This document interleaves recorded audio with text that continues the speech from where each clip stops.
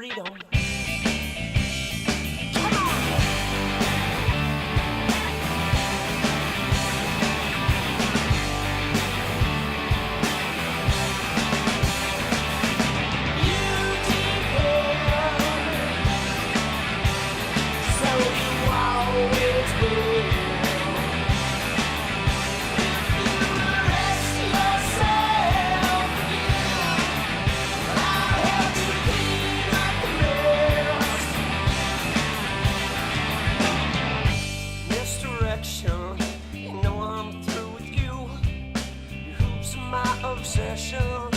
Always jumping through.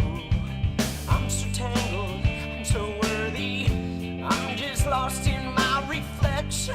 Pay attention. You never will.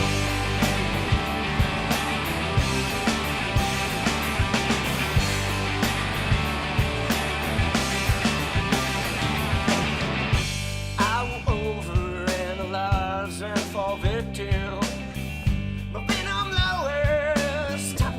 Myself, I'm still tangled, I'm not worried, 'cause I am caught up in this perfection. Pay attention, yeah, you never will, 'cause you depend,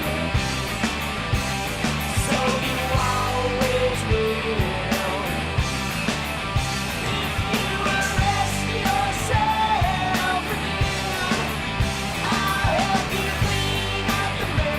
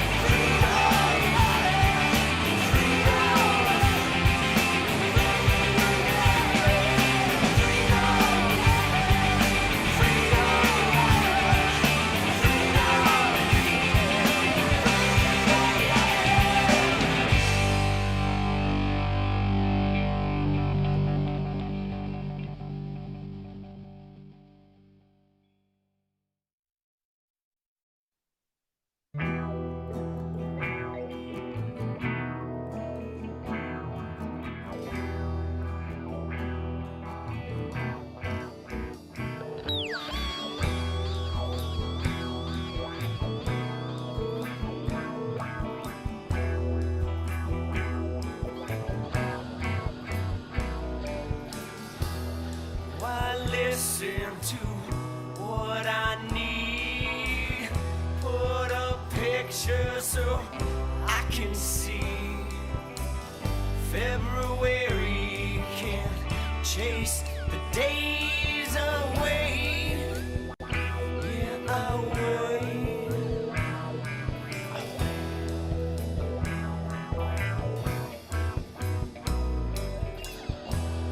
Why listen to what they say? Save yourself for another day. This one's coming, it's gone to the wind again. Yeah, again. Again.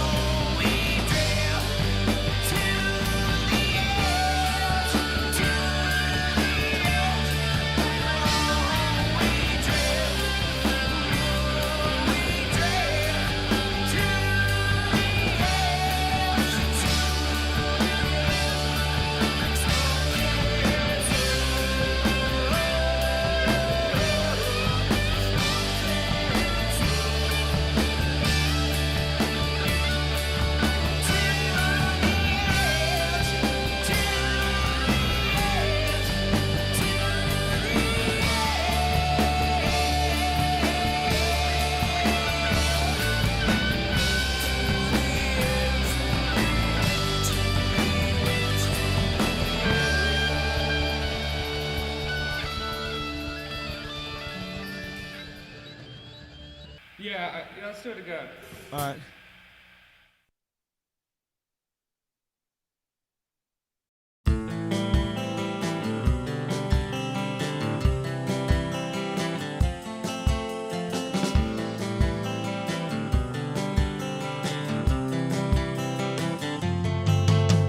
Hey, I just wanna change the world.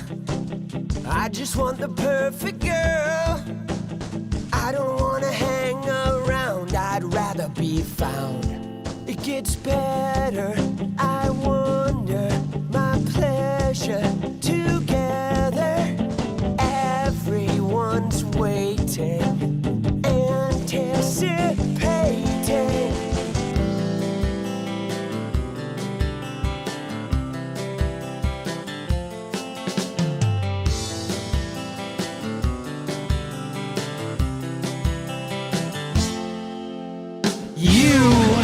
I will never be alone again. I'm immune to the things they said. My heart's unbreaking. You're radiant truth. I know that you will understand, because I finally found myself. My heart's unbreaking. You're radiant. Let's go, people! I just wanna change the world, but I'm not gonna wait my turn. I don't ever want to come down, I'd rather be found. It gets better, I wonder, my pleasure together. Yo, everyone's waiting. How we doing, guys? Monday night. It's kind of a slow day in politics, except for Donald Trump. Get in, loser! We're going losing! I will never be alone again. I'm immune to the things they said. My heart's unbreaking. You're radiant truth. I know that you will understand, because I finally found myself. My heart's unbreaking. You're radiant. You're radiant.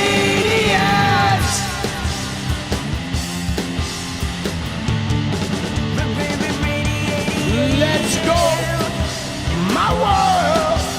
Whoa.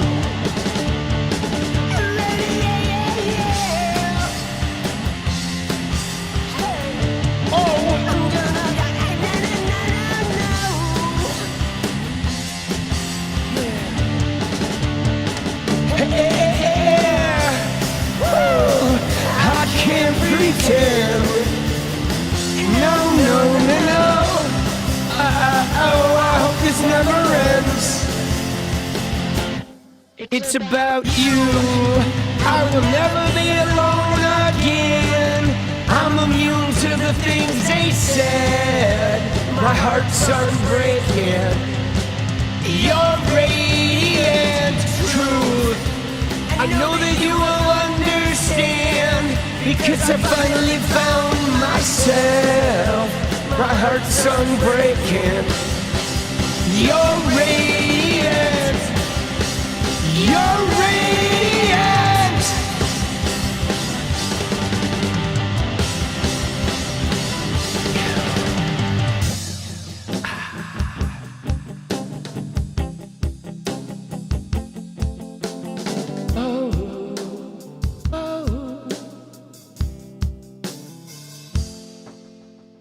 Let's go.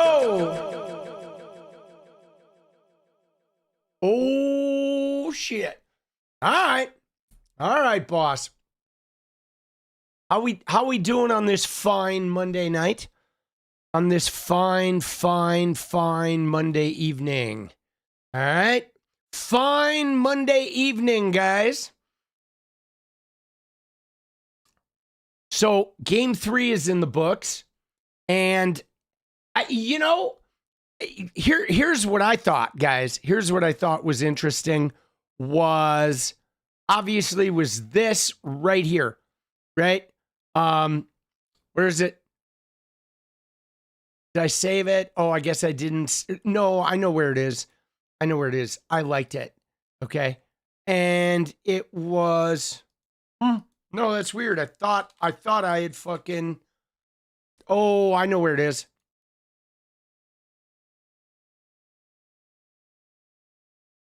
Dude, now I am spacing. Okay. Now I'm completely spacing.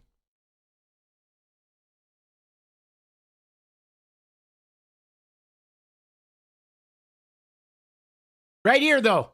There it is. There it is, guys.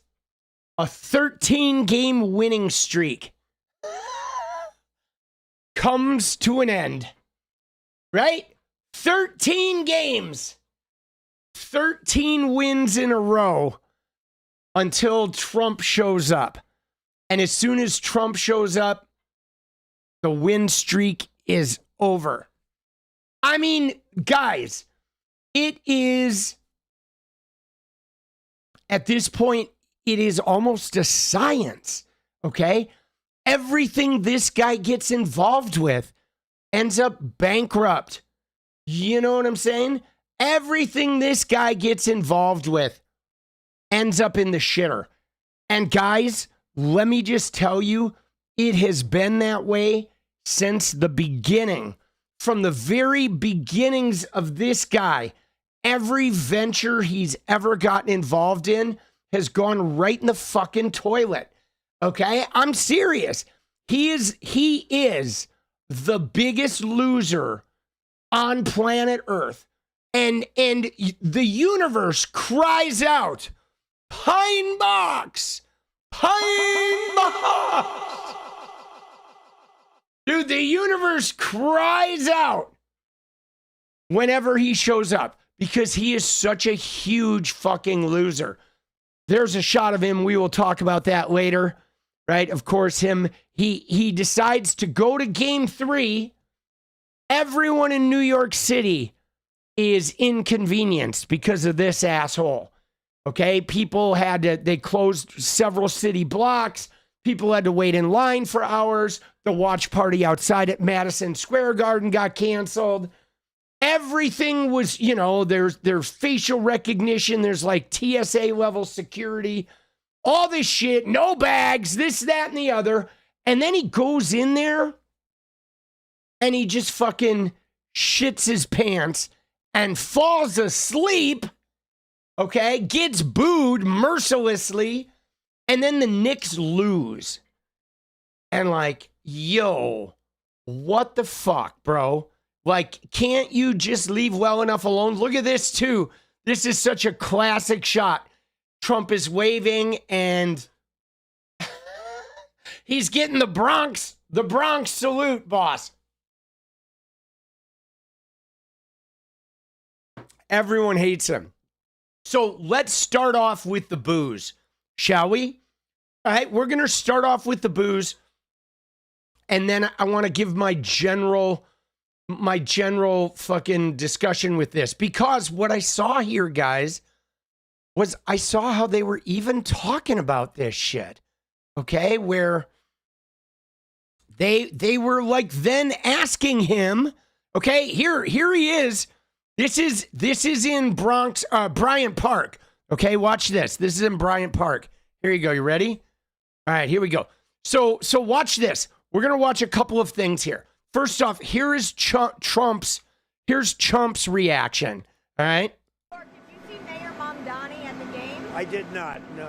What did you think of the reception you got from the Knicks fans tonight? I thought great. I mean, I thought it was amazing. Actually, you mean when they had the camera on me? I thought it was very good. Yeah. It was certainly amazing. It was. I think mostly cheers. It was loud and it was very enthusiastic. All right, so that's what he's going with. He is going with mostly cheers. Okay, that's what he's going with. He says mostly cheers at the reporters. Now, guys, here we're going to look at two things here. Okay, let's look at. I have this one. This one is great because it shows the whole arena. but he says mostly cheers. All right, Trumpy. All right, Trumpy, hold on.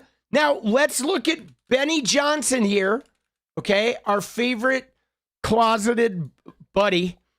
Good old Benny Closetson.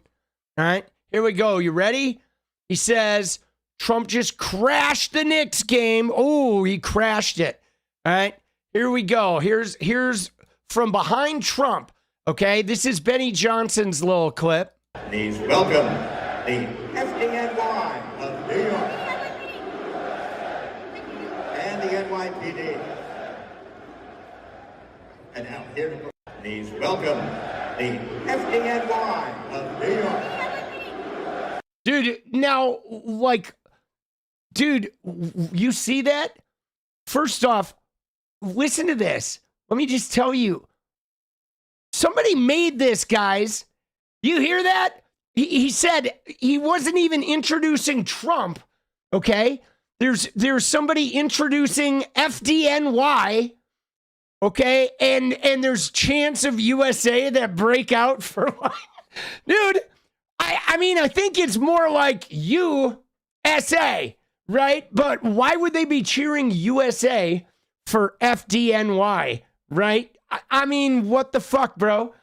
Either they were screaming USA or they're overlaying some audio on this. Okay, so here's a couple of them. Watch this. Whose broad stripes and bright stars through the perilous fight. Dude, that's a lot of booze. That is a lot of booze. Did you hear that? And dude, can I tell you that like Trump is about the most objectionable human being on the planet, dude? Oh, Jesus, bro. Dude, they're so ugly. This whole family. They are so objectionable. Dude, yeah, her face says it all. I mean, she's just like, you know, smiling, I guess doing the best she can to, you know, try to translate her Nepo baby status into, you know, into some money, right? You know, but here's the one, guys. Here's the one with the full stadium. Watch this, because they show him on the Jumbotron up here, and the minute he shows on the Jumbotron, the boos get so loud that they end up like taking him off screen. Almost instantaneously, they take it off. Okay, you ready? Here we go.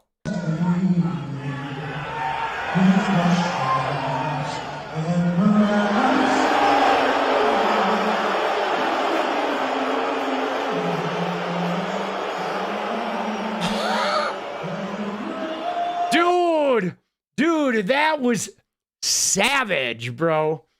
Like savage. And it didn't stop inside. Okay? It did not. It did not stop inside, guys. Hold on. Because we have the Bryant Park shot, too. Right? They were outside. Look at this. You ready? Here we go, dude. Here's in the park, dude.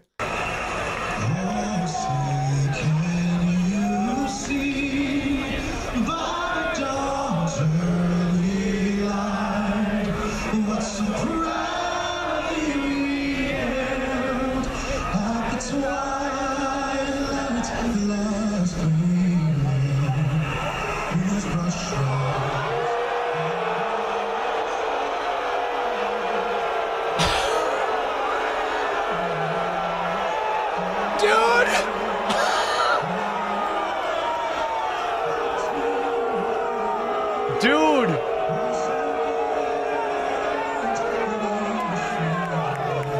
Jesus, bro. Dude. Dude. Oh my God. Dude, what a loser. What a loser. I will say this. New York City, I love you. I love you, New York City. I love you. Dude, I want to bump some fucking LCD sound system right now. Mostly cheers. Mostly cheers. Yeah, they waited for the national anthem. Bro. But then, guys, after all that, right? After all that, dude, 13-game losing streak. And then what ends up happening, dude? Look at this shit. Look at this shit.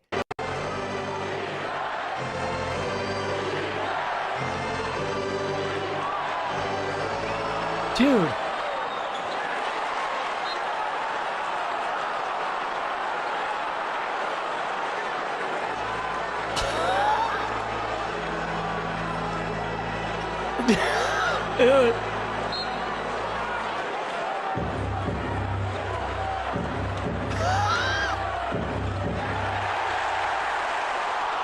Dude.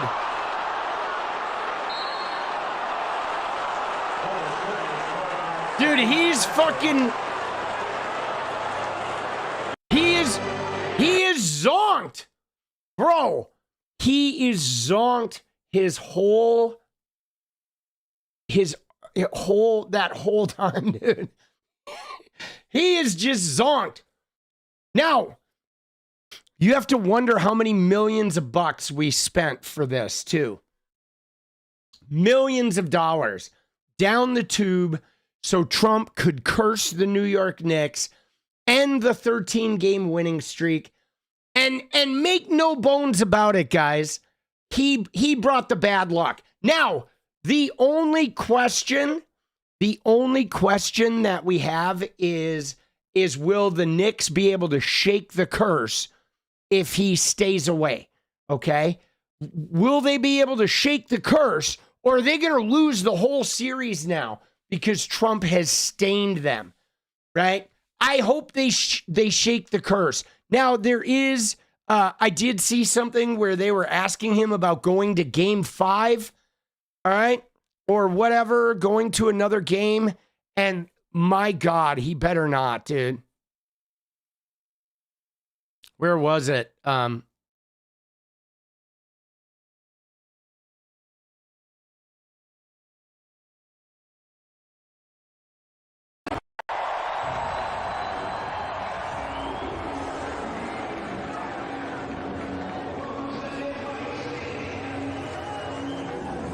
Dude.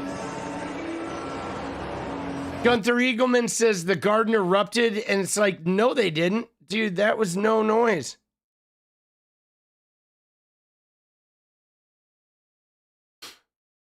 Dude, that was like fucking, that was nothing, dude. Oh, look at that, dude. Look at this. Look at the Epstein crew together, right? Trump is shoving some pizza in his face with his good Epstein buddy, right? Look at this shit.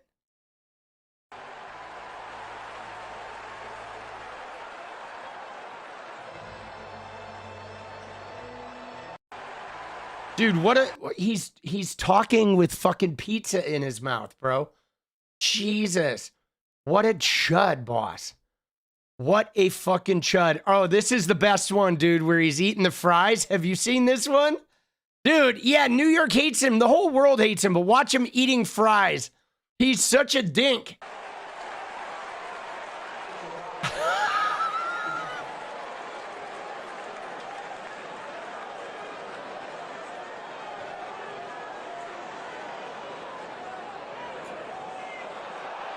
Dude.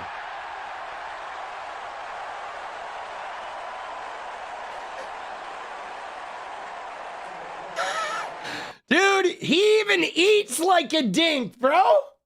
Jesus. Dude, seriously, when you watch him, he even eats like an asshole. He does.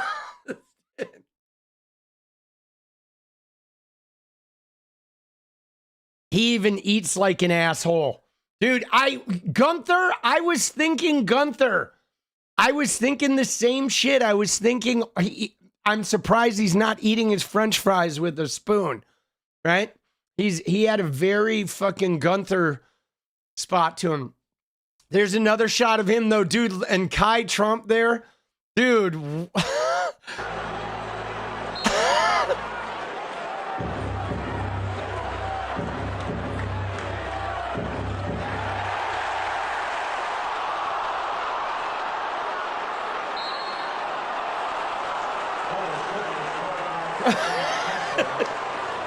Dude. Oh, Jesus. Bro. You know, dude, where's Melania? Guys, Melania is probably at Gavin Newsom's house. If I had to guess, dude, she's at Gavin's house. Kai seems, see, the thing about Kai that gets me is like she's actually brain dead. Now, she is Don Jr.'s kid, so she was born at a significant loss to begin with, right? Kai, she is born in deficit, okay? Dude, Don Jr.'s kid, so she, you know, probably was born with a high, you know, cocaine level in the bloodstream. Dude, she, you know, I mean, there's a deficit there. There is a deficit there, guys. Four generations of crossbreeding with, you know, orangutan. And you end up with one Kai Trump, right? Right? Don Jr. probably fed her a bottle of fucking Jack Daniels, squeeze bottle of fucking Jack Daniels. So she struggles. She struggles. Nothing but love for her, dude, right? Nothing but love. Oh, there they are. Dude, look at them. Idiots. Idiots, bro.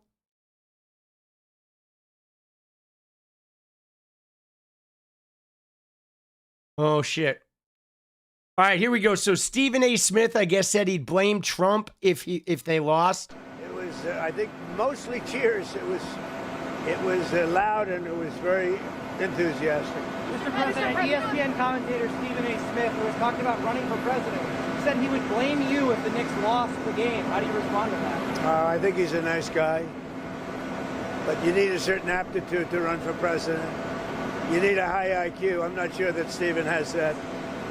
I don't think he does, actually. Oh, yeah, dude, he's got to use the low IQ whenever it comes to black people, guys. That he throws in the low IQ, boss. Oh, shit. The low IQ, dude.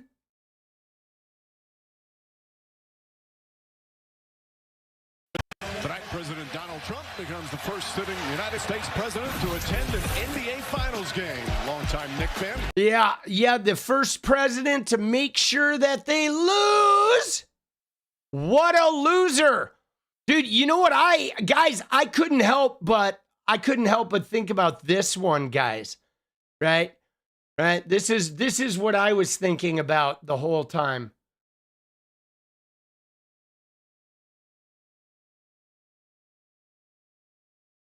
Get in, loser. Get in, loser. We're going losing. Go Knicks. Dude, I don't care. I'm not afraid of him suing me. Fuck Trump.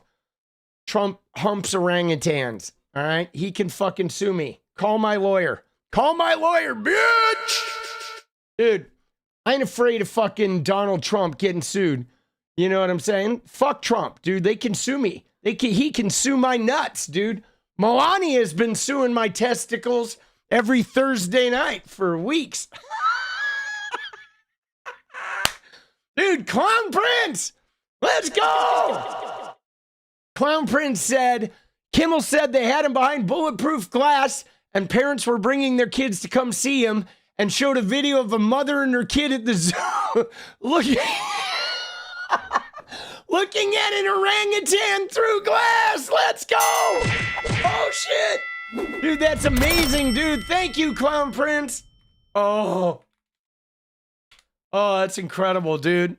Dude, I'm more worried about the pushback from the orangutans, to be honest with you. Okay? Rather than worried about getting sued by fucknuts, I'm more worried that the next time I go to a zoo, I'm going to get my ass beat for associating orangutans with Trump, dude. That's the real worry, right? Jesus.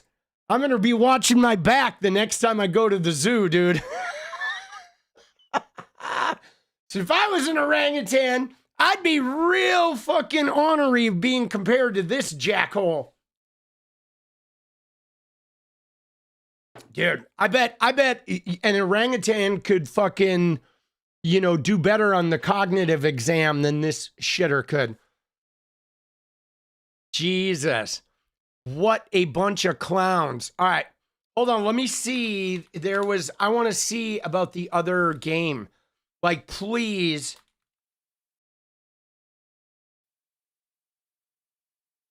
All right. Here we go. All right. Here it is. He knew every player. They're going to come out for game 4 and they are going to deliver. Game in San Antonio? Oh, I don't know. We're busy with a lot of important stuff right now at EPA. Like a war. There's a lot of important stuff going on. Dude, they're asking if they're going to go to game 5 in San Antonio. Dude, if he goes to San Antonio, he'll get booed there too. Yeah, that's Lee Zeldin. What a fucking, these guys are geeks, bro. Losers, here he goes. He's getting heckled. As the drive-by, you ready? Let's see. Dude, I love New York. All right, here we go.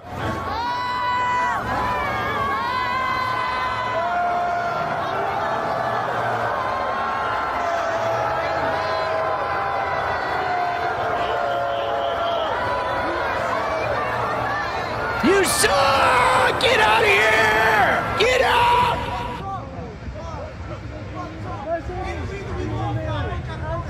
Mucha puta! You see that last guy? He's the reason we lost. Mucha puta! All right, let's go. Dude, I'm going to start the goal, guys. Dance party goal. Let's get it. So, all right.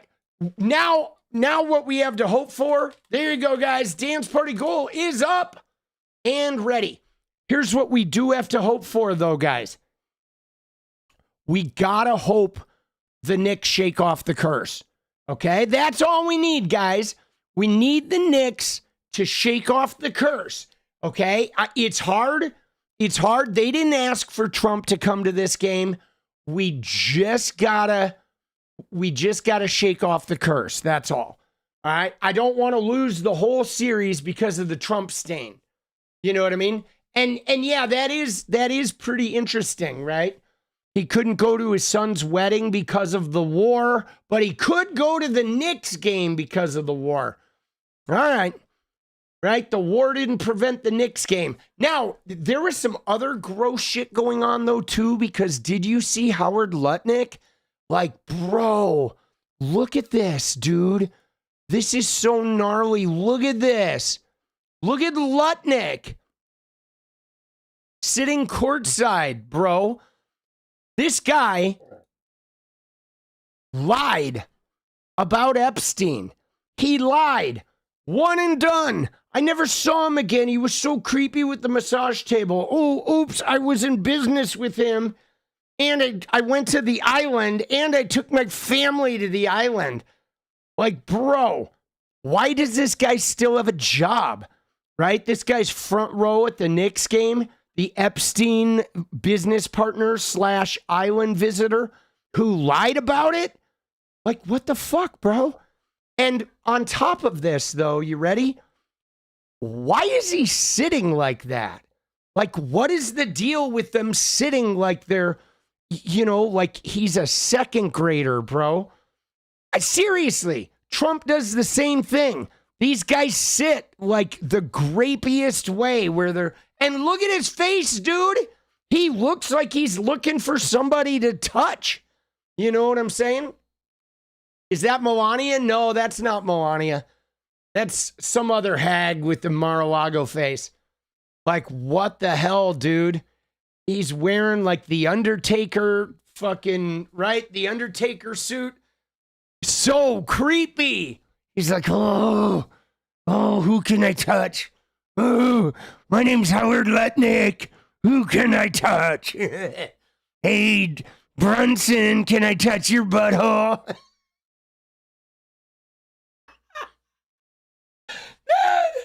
So creepy. He's gonna try and like fucking, come here, Jalen. Come here, Jalen. Come here. Give me the stink finger, Jalen.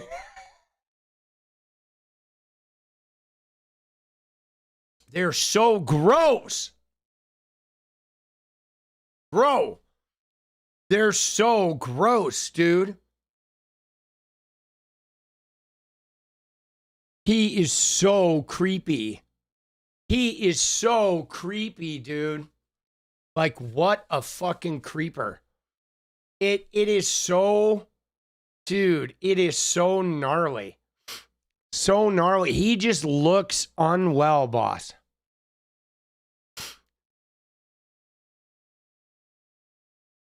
Jeez Louise.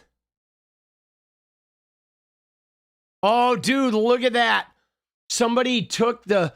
Dude, Epstein class creeps. Let's go, iconic. Let's go. Dude, look at that. Dude, somebody did the, you remember in the dentist chair office on the island with the faces? They put Howard Lutnick, they put a Knicks cap on the face on the wall. Oh, that's so creepy. So creepy. Yeah, no, I know with it like $10,000 a ticket or whatever, there was definitely not, he was getting booed by New Yorkers with money, right? He was getting booed by the wealthy set tonight. Absolutely. There he is. There he is, dude. That is absolutely him, dude. Oh my God. The head on the dentist wall totally is him. So creepy.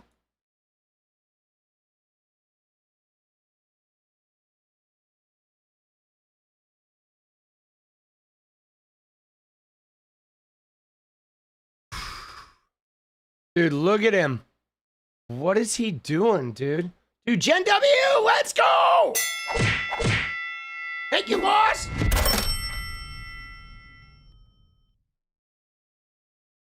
Dude, look at this shit. What is he doing, bro? Is he taking a Trump or what? What the fuck is going on, boss? I think he's taking a Trump, dude. Is he finding out his weekend at Epstein Island just got canceled? Dude, he should be out of the administration. Seriously, he should be unemployed, boss. You should not be able to like lie about Epstein and go to the island and end up not unemployed. You know what I'm saying? All right. Creeper. Massive, massive creeper, guys. Jeez Louise.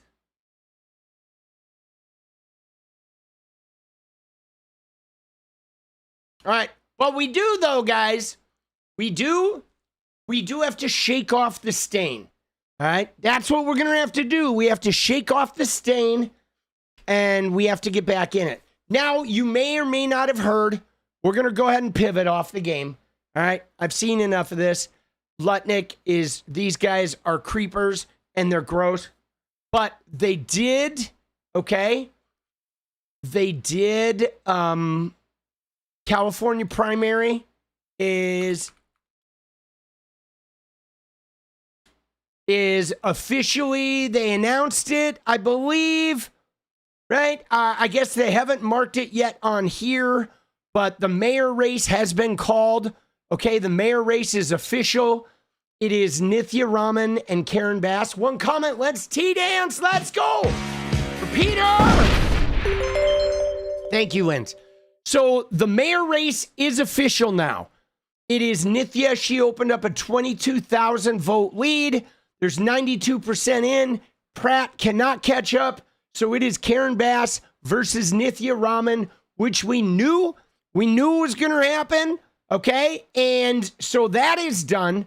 Pratt is over. Maga is melting the fuck down. Bye-bye, Spencer Pratt. Okay, I do have a good photo of him. Let me see here. My favorite image of him is gotta be this one. There we go, buddy.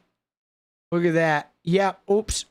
Unfortunately, the crystals did not work. There we go. Didn't quite work. Sorry, buddy. You're going to have to go back to the drawing board there, homie.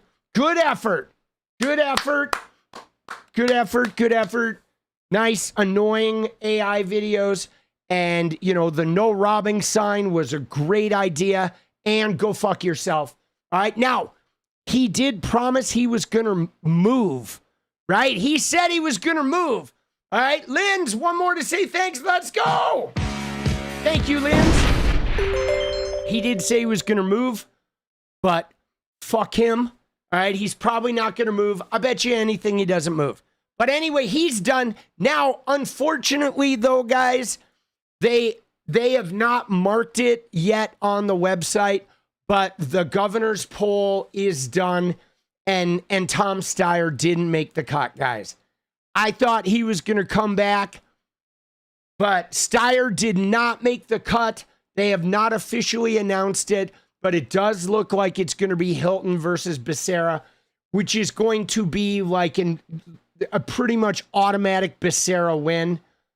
You know, now I guess all we can see now is I wonder how much money they'll spend in California, right? We'll see. But it's going to be 𝗙𝗍𝗍. 𝗙𝗍𝗍 is going to be the next governor of California, 100%. Because we know Hilton does not have a chance.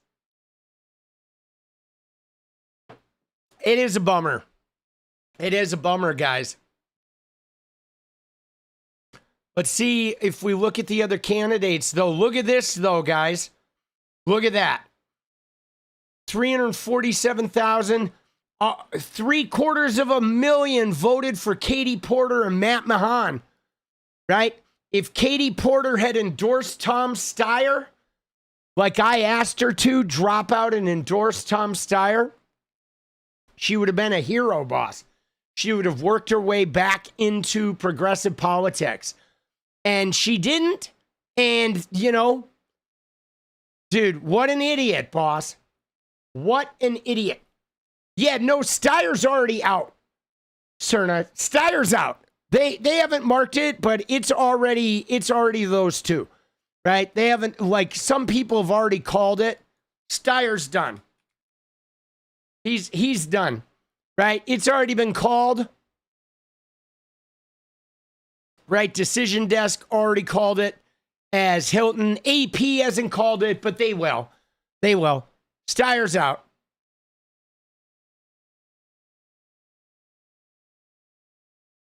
Now look at this. Look at this guy. Here we go. Hilton, dude.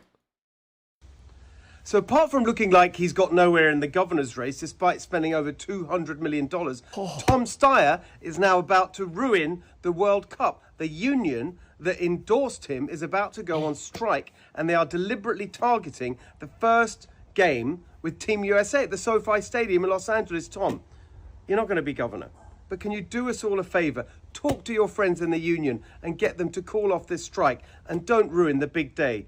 Dude, like, unions are allowed to strike, Hilton. To call off the strike? Fuck you. Fuck you. Strike more. Dude, I love worker strikes. Look at him. He's saying, hey, I'm going to talk shit about you. You have friends in the union. Go tell them to end the strike for the World Cup. Dude, fuck this clown, bro. Dude, yeah, dude, Moroccan fans can't even come. Okay? Dude, Trump is like, you see the shit about Morocco? They can't even come, dude. All right, here we go. Steve, we're just getting these latest numbers, and the latest numbers show that you are in second, obviously number one, and number two, advanced to November, just to remind anybody who isn't following this as closely. So President Trump has posted, Steve, quote, not possible for Spencer Pratt to have lost the LA runoffs after the big lead he had. Third world nation, rigged elections. Now they'll be working on great guy Steve Hilton. So he's saying there's a conspiracy to rig the vote against you right now. So, oh, wait, is it not rigged now? Because Hilton's in there? Is it rigged or is it not rigged? Oh, it's rigged for Pratt, but then they unrigged it for Hilton? Dude, these guys are idiots. Idiots, guys. Seriously, what a bunch of donkey kickers. Okay? What a bunch of donkey kickers, guys. So painful. What do you say to that? Well, I think the most important point, Aaron, is that we're feeling as confident as we ever have been that I'm going to make the top two. Tom Steyer is just not getting the numbers he needs to catch up with us, and there's a diminishing amount of vote out there for him to make up that ground. And that's the really important point. It means that in November, Californians will be able to choose change. Dude, what an idiot. I'm calling it right now, guys. This dude, there is no way this guy gets over 30% of the vote, boss. Okay? I'm calling this. In November, I'm going to say that Hilton pulls like 29%, boss. Okay? That's going to be, I'll say 29. Right? 29%. Dude, he is going to get shit on. He is going to get shit on so hard. He is going to get, like, just absolutely fucking decimated, boss. As he should. He's a dog shit candidate with no appropriate experience. Dude, he's not fit to, well, I'd let him walk my dogs. I don't have any dogs, but if I had dogs, I would definitely let him walk my dogs. All right? I'd make him leave like a $500 deposit, though, in case that he killed him while he was out. Dude, peace stats, punk! Let's go! Dude, I missed one up here, too. We got another one. Paulina prayers? You mean Paula. Paula's... Hey! Let's go! Sakatara! Dude, Sakatara, Paula! Let's go!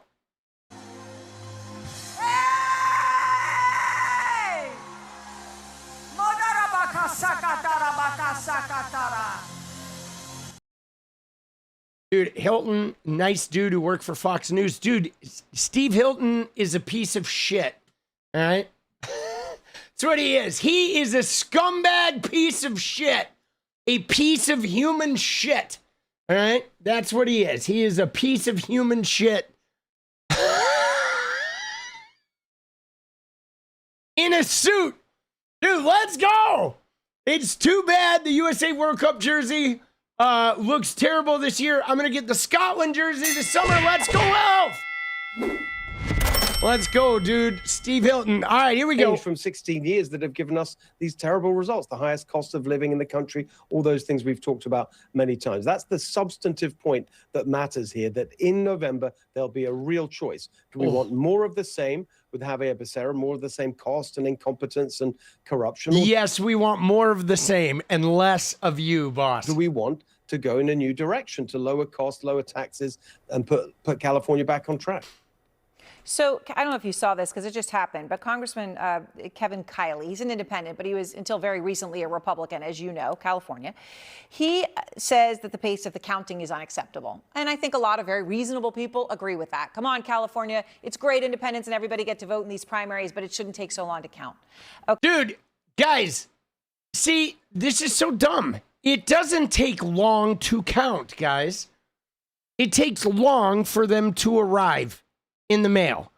All right? Their postmark on election day, that means up to 7 days, those ballots before they get there. California's a very big state, guys. This is not Rhode Island, okay? It actually takes a hot minute for mail to get from Eureka, California, down to where they're counting, right? Right? You know what I'm saying? It's a big state. So you have 7 days. They have 7 days after Election Day for those ballots to come in. And then every ballot is signature matched to make sure that there's no cheating. And if there's an issue with the signature, they contact the voter. Then the voter has to prove their identity.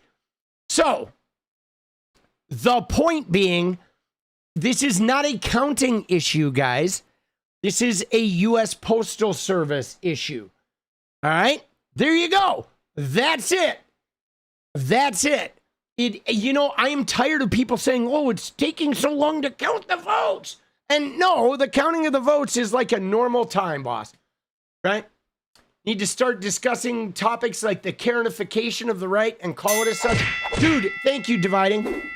Guys, it is insane, right? It is insane how the right wing is like nothing but Karens. That's their entire existence is like, I'm going to tell on you. I'm going to report you. I'm going to file a lawsuit against you. I want to talk to your manager. You're oppressing me. You've been mean to me. Right? Oh my God, dude. What the fuck, bro? That's their whole fucking shtick. Okay, but then when it comes to these issues of, the president is out there saying that means there's fraud and a conspiracy, Congressman Kiley says no, that there's no evidence of fraud. I wanted to play for you what he just said, Steve. Mm-hmm. Is there any evidence you are aware of that there is any fraud in the counting of the election in California? No, I don't think that's particularly a helpful way to characterize it, because the slow counting of ballots, I think, is a problem. So I think California does need to get its act together, but that's not the right way to characterize it. Yeah. There's no fraud that you're aware of? I haven't. No, I mean, I have heard, not at least in relation to counting the votes late. So I just, in terms of where you stand, are you worried that there's fraud right now, or are you just, hey, frustrated that the count is slow, but that you believe the process is fair? Yeah, so look, there's so many things wrong with the system. I've been saying all along. He's like, as long as I get in the top two, I will say that it's fair. If I don't finish in the top two, then it's rigged. That's how it goes. If I'm in the top two, the election has been fair. If I'm not in the top two, it's been rigged. And it can be both rigged and fair at the same time, depending on if my friends are in the top two or not. But we take it very seriously because we don't want to let people down, and we've been very vigilant on it. We're keeping an eye on it. We've got teams standing by, lawyers standing by, and actually it's the same answer that actually I've been giving for a few days now. We've seen nothing that would give us cause to intervene in that way. But more importantly than that, 𝗙𝗪cie, the U.S. attorney, who's actually got the full weight, we're just a campaign, he's got the full weight of the Justice Department, and he's there and he's taking a look at it. And I trust that if there is anything that needs to be investigated, that he will make sure it happens. But I think the real point is that this whole system needs to be improved. Dude, there's no appreciable voter fraud, guys. There's not. I mean, there was the Republican woman who registered her dog and she got caught and she went to prison. I don't know if the dog went to jail, but she was a Republican. And I mean, there's a handful of people that have voted twice, or they didn't realize they were felons, or this, that, or the other. They're right. But I mean, we're talking, they're trying to make it seem like there's 50,000 fake votes, ballots just pulled in out of nowhere. Dude, that's not the case, man. You know what I'm saying?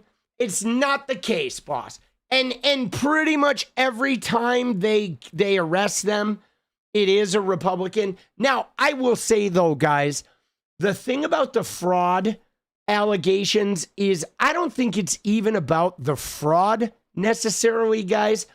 I think it is about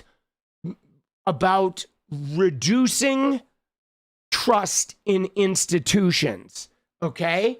I swear to you, I think the entire MAGA fraud thing is really about undermining your faith and trust in the institutions. And you know why? You know why they want to do that? There's two reasons. One is, yes, they can create suspicion, and then they can do draconian laws to help prevent voting and have an excuse. But number two, guys, I think when they slowly undermine the trust and the integrity of the institutions, I think it makes people more vulnerable to becoming Republicans, guys. I swear to you, when you get resentful and bitter and hopeless and you just don't trust anybody, that is the type of state of mind that makes you very susceptible to being red-pilled, okay? I am telling you guys, that is the state of mind. When you are like hopeful and engaged and energetic and passionate and you are like plugged in and a part of the process, you will never become a fucking Republican, okay? The way you red pill is when you're despairing, all right? And if you start believing, fuck this, everybody's out to get me, everything is shit, it doesn't fucking work, you will either drop out and not participate at all, or you will possibly be red pilled by some of their propaganda, man. You know, take a rain check on that. Dude, Elf says, I just like Brazil on principle, but their away jerseys look sick. Let's go. I have not seen any of the World Cup jerseys. Shelly says, I say nay. All right, guys. Dude, we're 21 away, guys. 6 minutes. Let's secure the dance, and then we go on.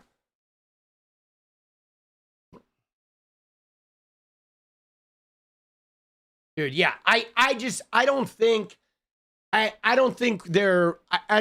have the power they used to have, guys.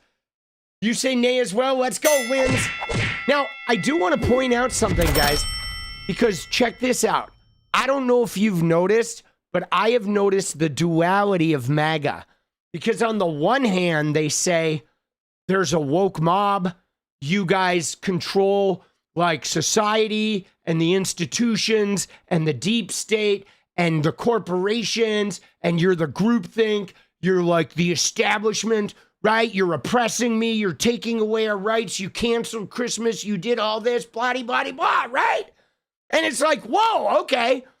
On one hand, MAGA says that the left wing controls everything, and they're bullying everybody to be woke, or, you know, you're out of business, right? But then simultaneously, every single election, they're like, there's way more of us than there are Democrats.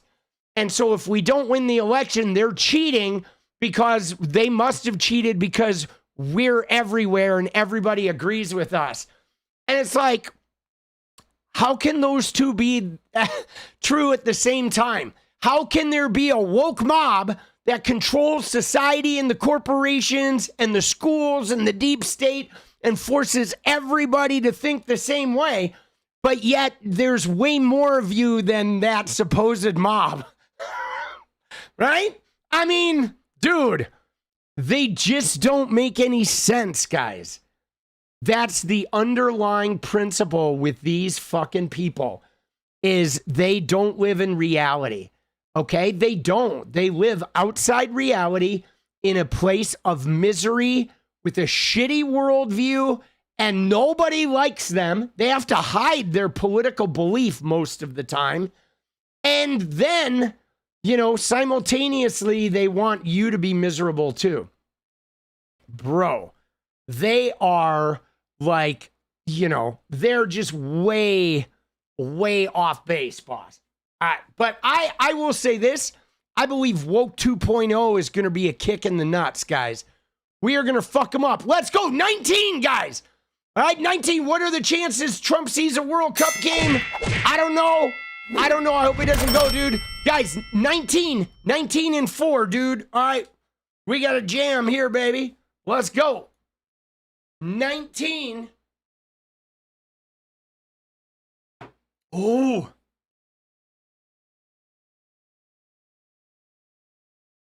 Will we get the dance party, or will it be like the Knicks? 18-17, this guy screwed up our b-ball game tonight. Yes, he did. Come on, DDR, let's go. Dude, bam, dance party. 17 and 3, guys. 17. Do I hear 16, 15, 14, 13, 12? Ooh. Let's go, baby. Oh, shit. The Wokening, 3 minutes. You want to dance? Now's the time, baby. Now's the time.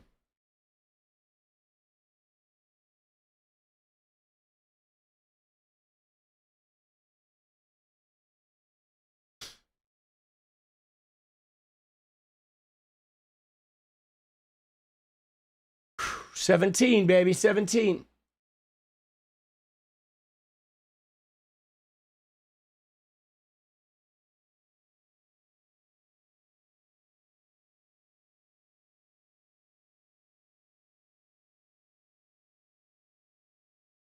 $16, bam dance.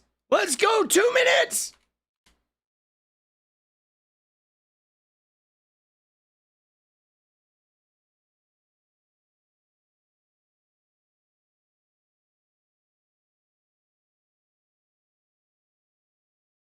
Dance party or like the Knicks stung? Dude, let's go, Lady B. All right, 15. Halfway there, guys. Oh, shit. We're running out of time, baby. 14, count me in. M's win dance. Let's go. Yeah, dude, it was a good game. Although it's crazy now when they're up by 3 runs in the 9th inning and I'm still worried we're going to lose, boss. That is, I don't like that feeling, right? But, you know, let's go. 14, guys, 1 minute.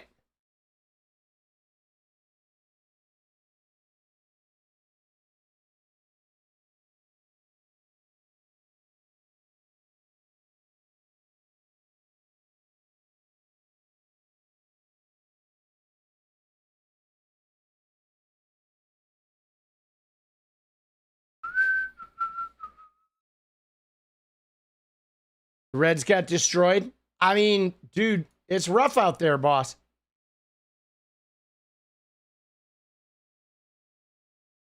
Dance like NYC boo Trump. Let's go. 13, guys. 13. 30 seconds. Dude, it is rough out there. Twerking and farting, you're in. All right. 12. And then there were 12, boss. Let's go. 20 seconds. We're going to need a rush.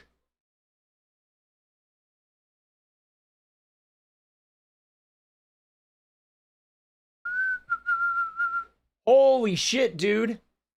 Dude, there's no way, boss. They're like, have you seen this? Dude, the Brewers and the Athletics, the Brewers and the A's are in the top of the 12th inning. And it's 15-14, bro. Dude, Shelly, let's go. It's 11. All right, so we're gonna do, and there we go, end grain. So we need 10 more. All right, so we'll reset it for 10. Dude, that's crazy.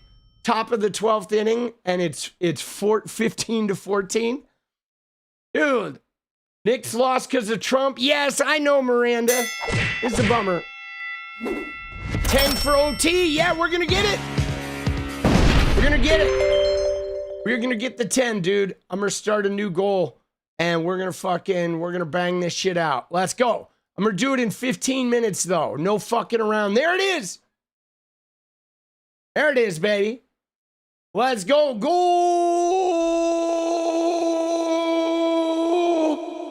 Oh. Yeah, dude, 15-14 is nuts, bro. That shit is nuts. Yeah, I don't know. The Brewers, though, have really good pitchers.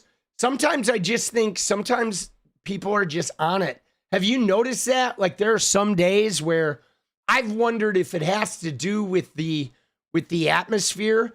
Because, like, sometimes there are just games where everybody's hitting.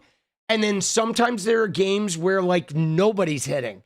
And it's fucking, it's a very interesting sport, right? It really is, dude. Baseball is wild. It is wild, dude. Josh Naylor had that fucking grand slam. Oh, that was fucking beautiful to see. Dude, I love a grand slam. It's just, there's something about it that it just hits different, right?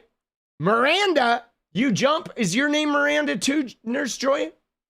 Let's go. Dude, we got a couple Mirandas in the house. All right, you ready?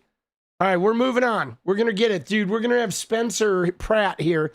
It's going to help get us centered and focused on the remaining part of the remaining element of the stream, right? Yes, Spencer, mine eyes have been cleansed by your swollen face. Lifetime Robin Yount fan? All right, let's go. All right, you ready? Here we go. Here we go. Dude, I need the Brewers, though. The Brewers are going to need to win that game because I do need the A's to lose. That's good for the Mariners when the A's lose. Oh, dude. All right. You ready? Let's go. Moving on, guys. Let's take a look-see right? So, dude, yeah, Hilton is gonna get fucking hammered, dude. This guy. Bears moving to Indiana. They are, Peter. They are. Yeah, it's like 40 minutes from Chicago, right across the border. Dude, they're going to try to move Portland as well. You know, they are. They're going to try to move Portland, guys. They're going to try to move Portland Trailblazers. I detest billionaires. Okay? They should get no benefits for their businesses. Dude, they're billionaires. Like, fuck them, bro. Seriously, fuck them, guys. Fuck the billionaires. Okay? Fuck billionaires, boss. All right, you ready? Here we go. So guys, I'm just saying there's no conspiracy. Okay? There's no conspiracy, guys. I mean, think about this. Okay, think about this. Who do they presume? Let's just follow the through line, okay, of the conspiracy theories. I mean, we know they're full of shit. We know they're bullshit and they're lying and it's a coping mechanism. But if there was a conspiracy, guys, who would be doing it? It would be Karen Bass, right? Karen Bass would be the one who would be the one trying to retain power, right? She's supposedly the mayor, the one connected. I would assume that the rigging would be for Karen Bass, the entrenched person in power. Now, if somebody wanted to rig that election for Karen Bass, they would want Spencer Pratt in the top two. Because that would literally be 100% chance that Karen Bass wins this thing. Like Nithya Raman, I'm calling it now. I think Nithya is going to be the new mayor of LA. I seriously do. I think Jimmy Kimmel sort of said what was up in that monologue when he talked about how Karen Bass has done some good shit, but other shit has gone wrong. And she's not admitted it. She said, oh no, everything's going great. And people in LA are like, well, some things are going great, but some things have been going really bad, actually. And Karen Bass is walking around saying, no, everything's perfect. And people are mad about that. Now, I think Nithya Raman actually has a significant chance of winning this because of, the sentiment about that. Because of, just the negative pushback of the fires. Like whenever there's a huge disaster, a lot of times whoever's in charge just takes the heat for it regardless. Okay, so that's another situation. And if Trump continues withholding disaster aid, it's going to look bad on Bass, even though it's Trump doing it. So there's the fires. There's Karen Bass's, pretending like nothing bad has happened. And I think on top of that, Spencer Pratt's campaign stirred a lot of animosity just in general for Karen Bass. And so, yeah, I don't see how this thing could be rigged. I think it's ridiculous to think that Karen Bass would rig it by putting someone in there that's actually probably going to beat her. Not a chance, dude. If it was rigged, it would be Pratt. Elf said, I think the longest MLB game I watched was 96 Mariners versus Braves. Griffey Jr. had a walk-off in the 19th or 21st inning. Dude, that's crazy. Let's go. Dude, JP Marine, get out the rye bread and mustard, Grandma. It's grand salami time. If you know, you know. I know about that grand salami, boss. I don't think they can tear down Soldier Field, so what's it going to be used for? Swap meets. Dude, that's what we need. It's going to be the world's biggest swap meet. But anyway, all right, let's see what Harry Enten has to say about this.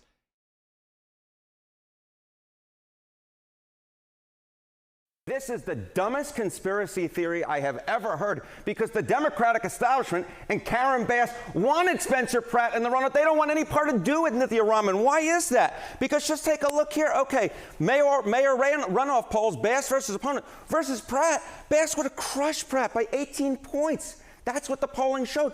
Look at how she does against 𝗙cie 𝗻𝗋. On the other hand, 𝗻𝗋 is ahead by 4 points. Bass has a real race on her hand if, in fact, 𝗻𝗋 is the one who advances. And, of course, the Democratic establishment is backing Karen Bass. But versus Spencer Pratt, she was crushing him. She wanted to face Pratt. She wanted nothing to do with 𝗻𝗋. And that's why these conspiracy theories, simply put, make no sense, people. What are we talking about?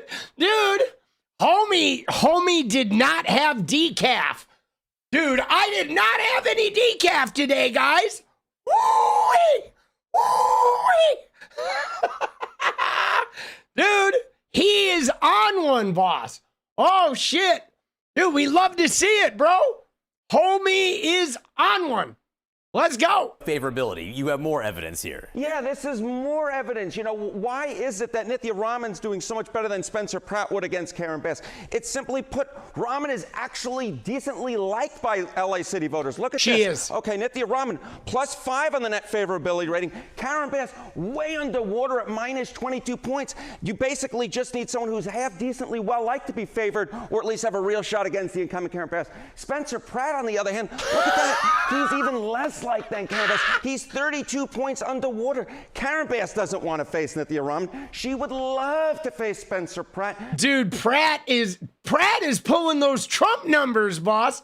Let's get this done in OT. We got it, Elf. Let's go, baby. We got this. 4 and 6, easy. Dude, Pratt is seriously pulling Trump numbers.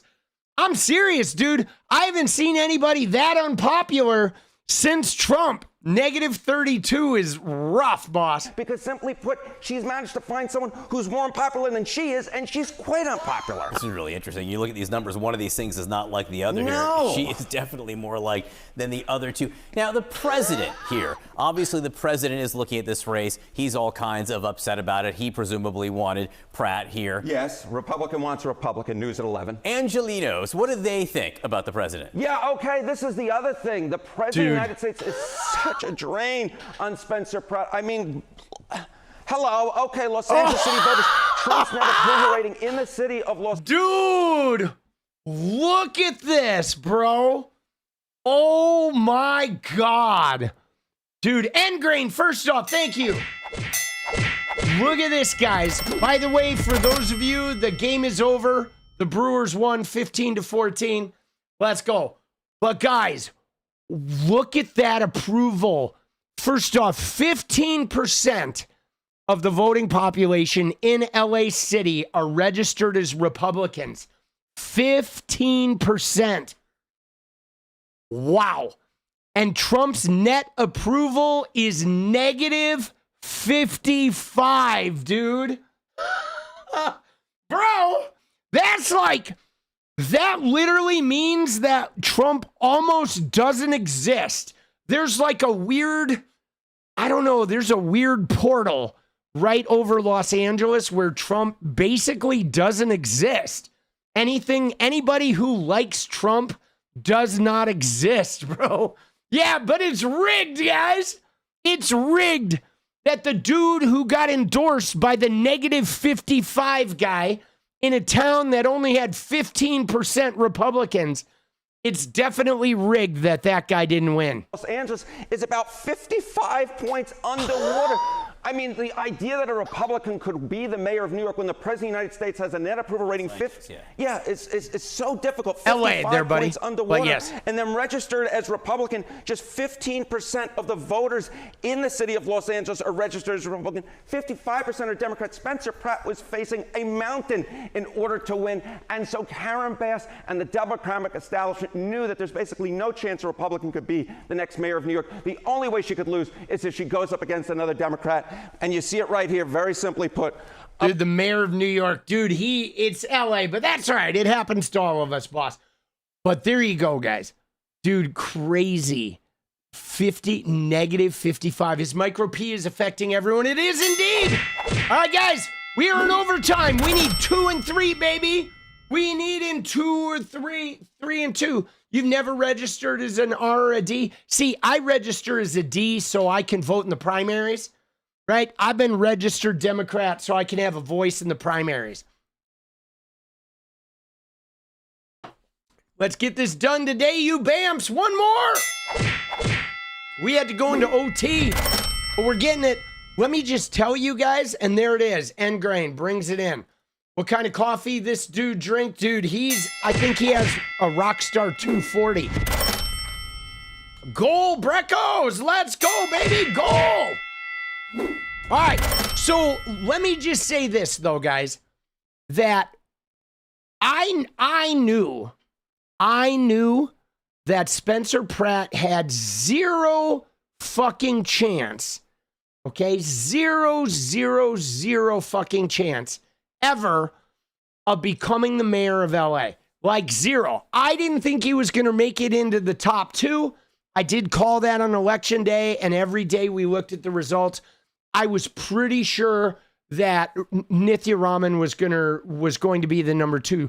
I think 𝗙cie𝗋𝗋's going to be the next mayor of LA. I think she's going to win, guys. I do think she's going to win.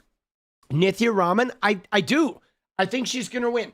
Now, I would like to point out, though, guys, that this shows how much of the political commentary, like people or whatever, how much of our opinion of things comes from online. Because the online world, with Elon Musk's bot armies and the bots on Facebook, and all the advertising and the AI videos and all the loud voices, online made it seem like Spencer Pratt was winning this thing by, a landslide, okay? There was like all this Pratt enthusiasm, but it was all bullshit, okay? It was like every time you'd comment under Spencer Pratt's fucking Twitter handle, there would be like a 300 reply ratio in like 5 minutes, boss. And that fucking sissy blocked me too. Dude, what a cornhole. But all right, fuck you, Spencer Pratt. You're done, boss. You're done. All right? All right. Let's go. Let's get rid of these idiots. Dude, yeah, so much, dude. The bot traffic was crazy, bro. It was. The bot traffic was out of control. All right, now Mike Johnson, we got to look at this clip of Mike Johnson, all right, because there's a couple of things going on here with Mike Johnson. But first off was this one. This was this morning. Watch this Weasley motherfucker. Look at what he says. I'm not saying it's rigged. I'm saying it stinks to high heaven, and everybody knows that. Let's remove the appearance of impropriety. Let's have what a concept. Let's have votes on an election the day of the election. That's what many states are able to do. I think California is playing around with this. But what evidence is there to prove that there was rigged? Some of these efforts are so diabolical and so far upstream it is impossible to prove. But I think everybody knows instinctively something is wrong here. And that's a concern. We need people to believe in the integrity of our election system. Dude, listen to this motherfucker, okay? Listen to this motherfucker when he says, we need to believe in the integrity of our election system, says the guy who polishes the knob of the dude who's been lying about 2020 for 6 goddamn years, bro. And including yesterday, where that swollen piece of shit walked out of an interview after he got called out on his lies. But this guy wants to say, the importance of believing in our electoral system is very important. And it's like, oh, really? Well, why don't you call up your boss? Yo, Mikey Johnson, what's up? Political punk here. I just saw your interview about stinks to high heaven. Yo, we have a little problem, okay? The guy whose knob you polish every day, right? That motherfucker is the dude who's been lying about an election for 6 years. So why are you hitting us with this bullshit about how we need to believe in the elections when the guy you work for is the reason why like 70 million people don't believe in the goddamn elections. All right? You need to wipe your chin, okay? You need to put Grindr away. All right? There's an app for that. It's like timeout or something like that. Right? You get the app that shuts that shit down. Close Grindr. Dude, close Grindr. All right? Get off the app, buddy. You need to get to work. All right? All right, you fucking piece of shit. All right, fuck you. Bye-bye. Jesus. Dude, what is he doing? Now, again, guys, this, don't let this fool you guys. All of this is a song and dance, okay? This is all a song and dance, guys, it's about the SAVE Act. All right? Again, all of this is creating this, hey, we got to we got to believe in the integrity of elections. And, they want federal control. They want federal oversight to elections. This is about the SAVE Act. They're doing other shit. Anna Paulina Luna announced something today, guys. Okay, our favorite little, whatever, the woman who talks about assault, she made an announcement today about, it was probably on her government account. Hold on. I don't know if you guys saw this.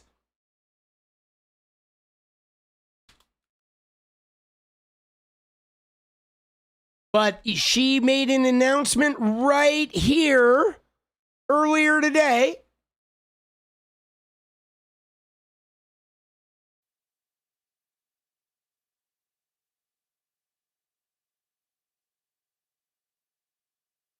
See, again, they're trying to do the SAVE Act, but hold on.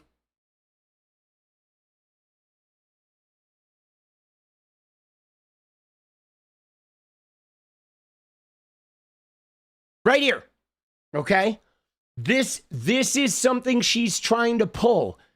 Again, in the absence of the Save America Act. Because, guys, what the Save America Act is it's not really about voter ID. It's about the federal government being able to purge the rolls. And then they set up a host of barriers to getting registered to vote. So then, with the SAVE Act, the federal government gets the voter data. They get to purge the rolls.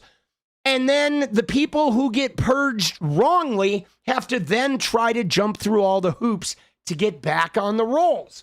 So now that the SAVE Act has no chance of passing, Anna Paulina Luna is trying to go this route, where she says, I've drafted an amendment that will cut federal funding to any state that does not purge their voter rolls, and this can be placed on reconciliation.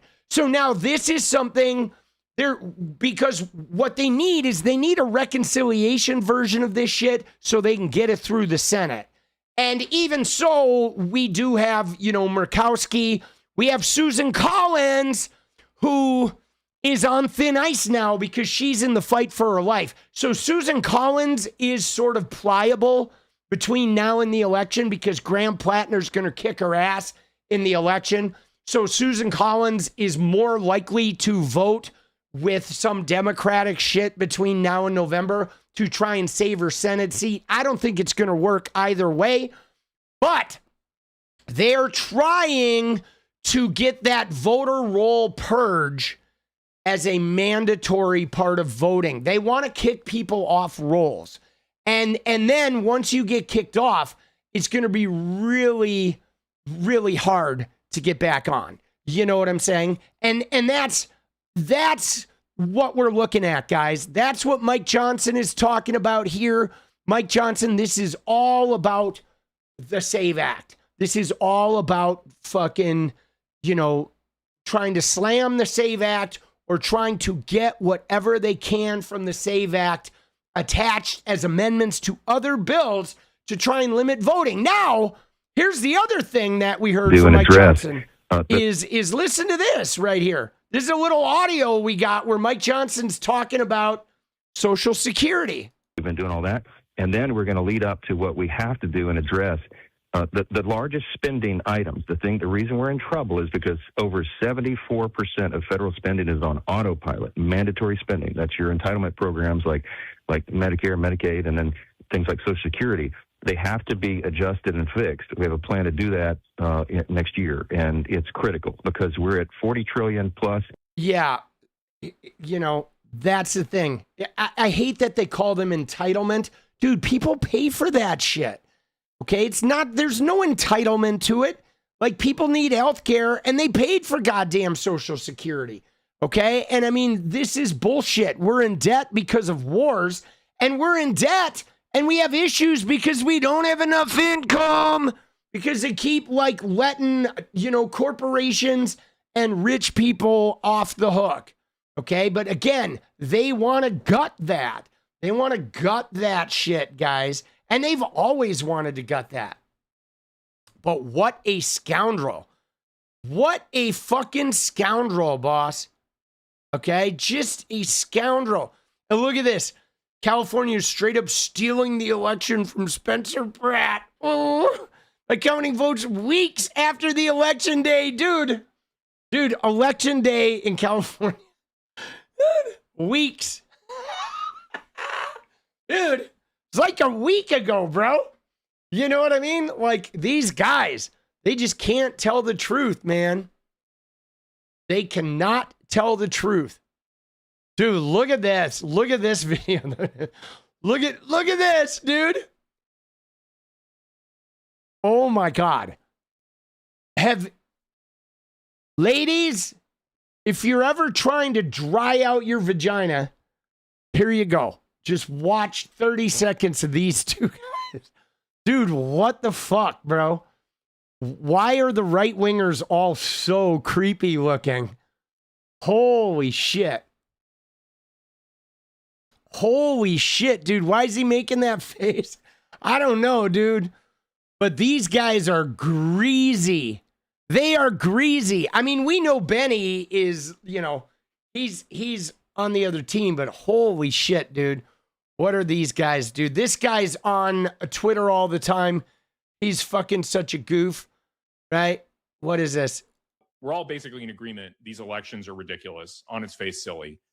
Your insults don't matter. Sorry, leftists. Like, you can't just, you know, like, guilt trip us. Dude, how about this, buddy? How about fuck you, boss? Like, we don't care what you think. All right? Go cry in the corner. Oh, can't guilt trip you? I'm not going to guilt trip you. We're just going to ignore you, dumbasses. Right? There's a corner.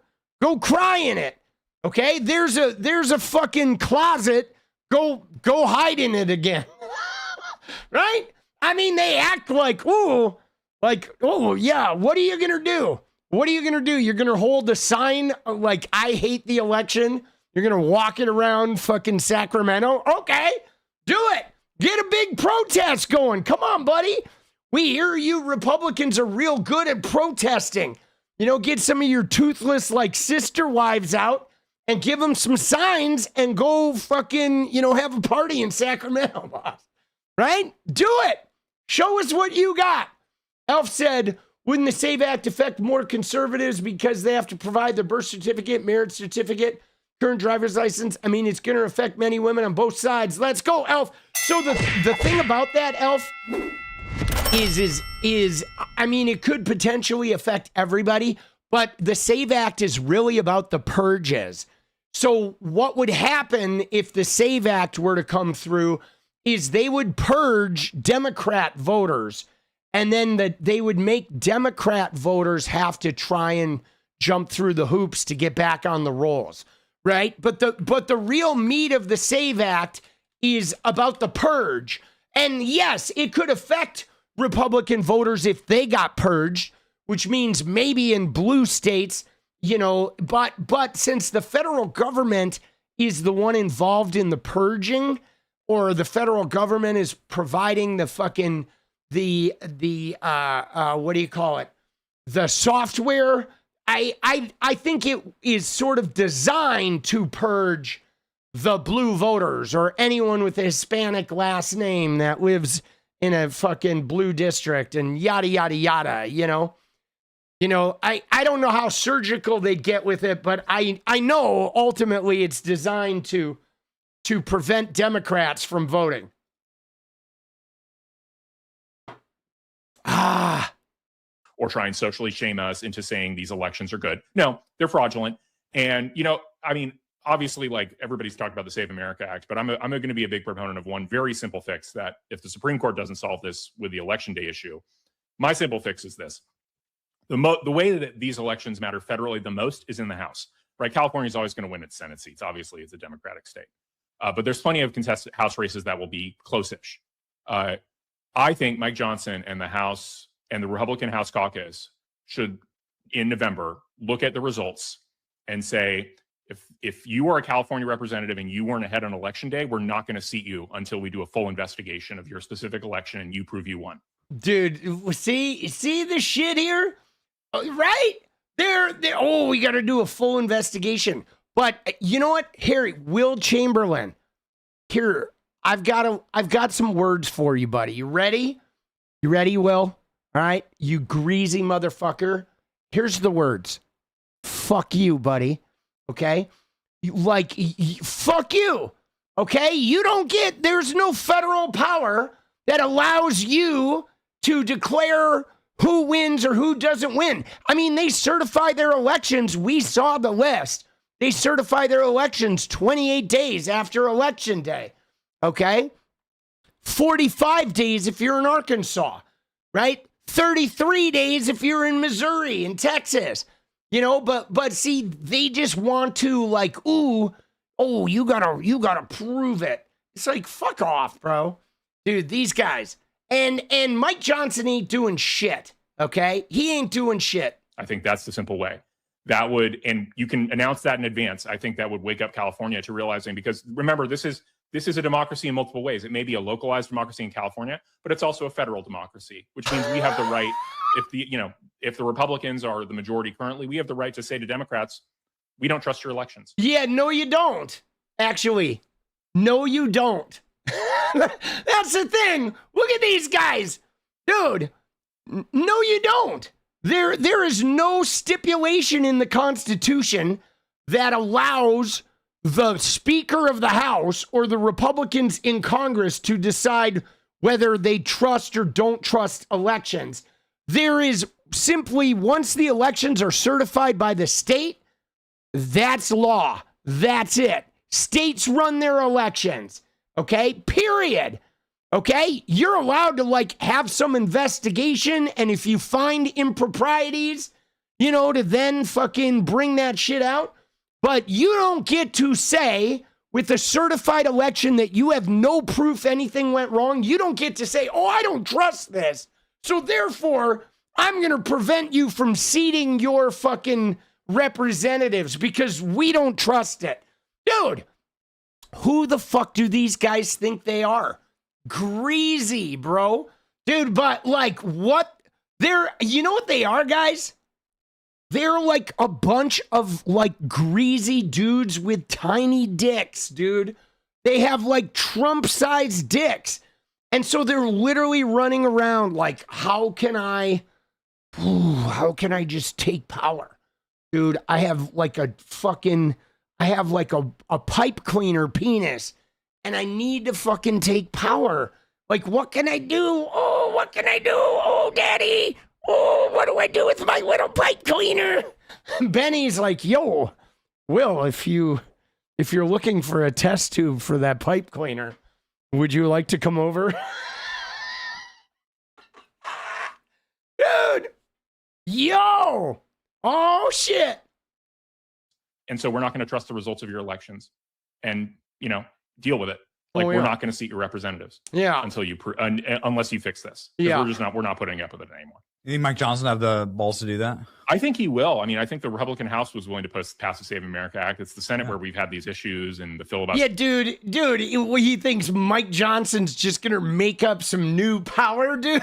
And all that stuff. The beauty of this is in the Constitution. Article 1, Section 5 says each house is the judge of its own of its own members and their qualifications, right? So it's just the Senate has no say in how the House decides to seat people. We don't need to pass new law. Yeah, but see, no. But here's the problem there, buddy. Dude, did you see what he said? This guy's a dumb shit. Because he said each house in Congress can fucking judge the qualifications of its own members. Yes, but here's the problem. If those people aren't seated, then you don't get to judge their qualifications. Until you seat them, they're not under your jurisdiction. So you can't have a bunch of incoming people and decide to not seat them. You only can look at their qualifications and judge them after they are official members of the House. Dude, he's like, dude, I mean, you're going to lose in court there, fucking forehead. You know what I'm saying? Like, see, that's just it about these guys. They're so dumb. Like, the simplest court challenge is like, yo, you can't fucking, right? Oh, so now you're saying the House is going to somehow levy judgment on people that aren't in the House. And, right? All right. Yeah, that's gonna go over real well in court, man. Yeah, try it, Will. Oh, shit. These guys are funny. Literally, I think the only restrictions on it are based on some other constitutional ideas that each member will have to be given individualized process. So you can't just blanket say you're not seating everybody. You have to provisionally not seat them and then send them to get an individualized hearing. But I see no reason why you couldn't do that. You basically could, it would be unprecedented. We haven't done this before. Basically, this power has only been used in individualized cases where there's been really, like criminal indictments for corruption. That's right. Exactly. And that's why, and therein lies the rub of how the court system, it would be unprecedented to try and, punish somebody for corruption when you've proven no corruption. You're just saying, I don't like the fact that you won. Dude, these guys are idiots, bro. They're so dumb. Oh my God, dude. Dude, they are so dumb. They're like, it is like, fuck, bro. How do you get to be so stupid? Sort of thing. But California's weakened its own election integrity so much that I think, and I think every Republican would think, that the presumption is flipped. Oh, yeah. If you weren't ahead on election day and you get some late mail-ins to push you over the top, we're going to assume that's fraud, and you need to prove otherwise. Oh, yeah. No, it doesn't work like that, boss.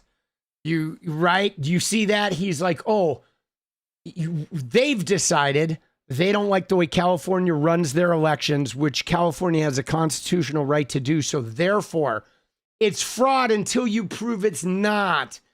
No, dude. Unfortunately, the criminal justice system doesn't work like that, buddy. Right? I mean, your wife might operate that way when she makes you eat fucking Miracle Whip out of her fucking ass crack. But unfortunately, that is not going to be happening. Dude, Wendy said, nice work, Tommy. Trump sucks. Let's go. I agree, dude. Trump does suck. Oh, these guys are funny, bro. Oh, Jesus, dude.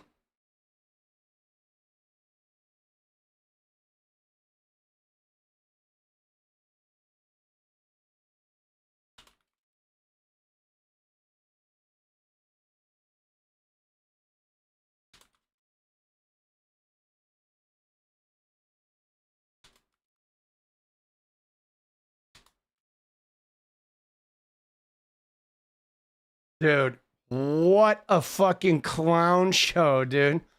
Dude, look at this. Dude, these people. Oh, shit. Will Chamberlain just dropped the ultimate constitutional checkmate for California. Dude, so funny. Man. Yeah, no, they are crazy. Now, as long as somebody is mentioning goalposts, guys, let's do a quick pivot, shall we? Okay.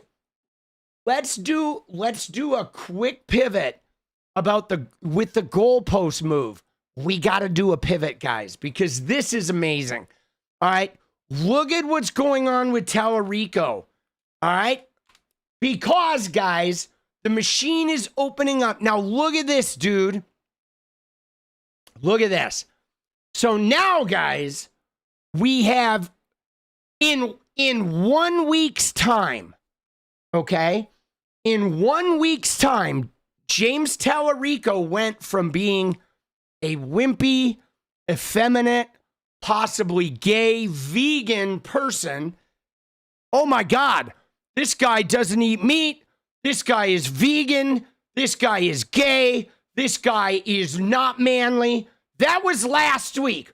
1 week later, we have now entered into the womanizing Talarico because now he's not gay anymore. He's dating women, and now he's a womanizer because there have been 2 former staffers that have been involved in relationships with James Talarico. Okay, now mind you, these are not Tony Gonzalez-like relationships. He's not asking for fucking sexual images or sending them dick pics. They were like regular relationships that over the years that worked their way out, and these people are still on good terms with one another. And the women are like, dude, I'm not even talking about my relationships. Like, stay out of this sort of deal.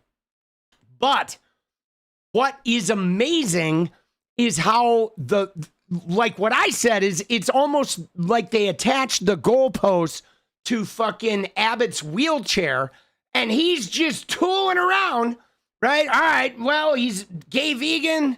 Oh, nope, he's dating all his staffers. Oh, nope, he's got his non-binary. Oh, he's right. It's like, dude, what are they doing, bro? You know, like every day they're now trying to paint fucking Talarico, dude. Isn't it crazy? But look at this, right? Here's Ted Cruz. Also, look at this. I gotta say, if you were making a list of 1,000 adjectives to describe this guy, masculine would not be one of them. I mean, this guy, if a stiff breeze came by, it would blow him over like a feather. This is also a guy who his campaign, he ran a vegan no meat campaign because meat is destroying the world. He's opposed to oil and gas.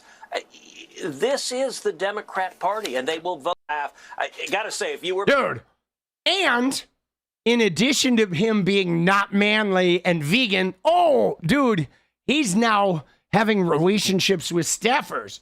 He is the vegan, unmanly guy who apparently is just banging all the women. Dude. Dude, I will say this, though.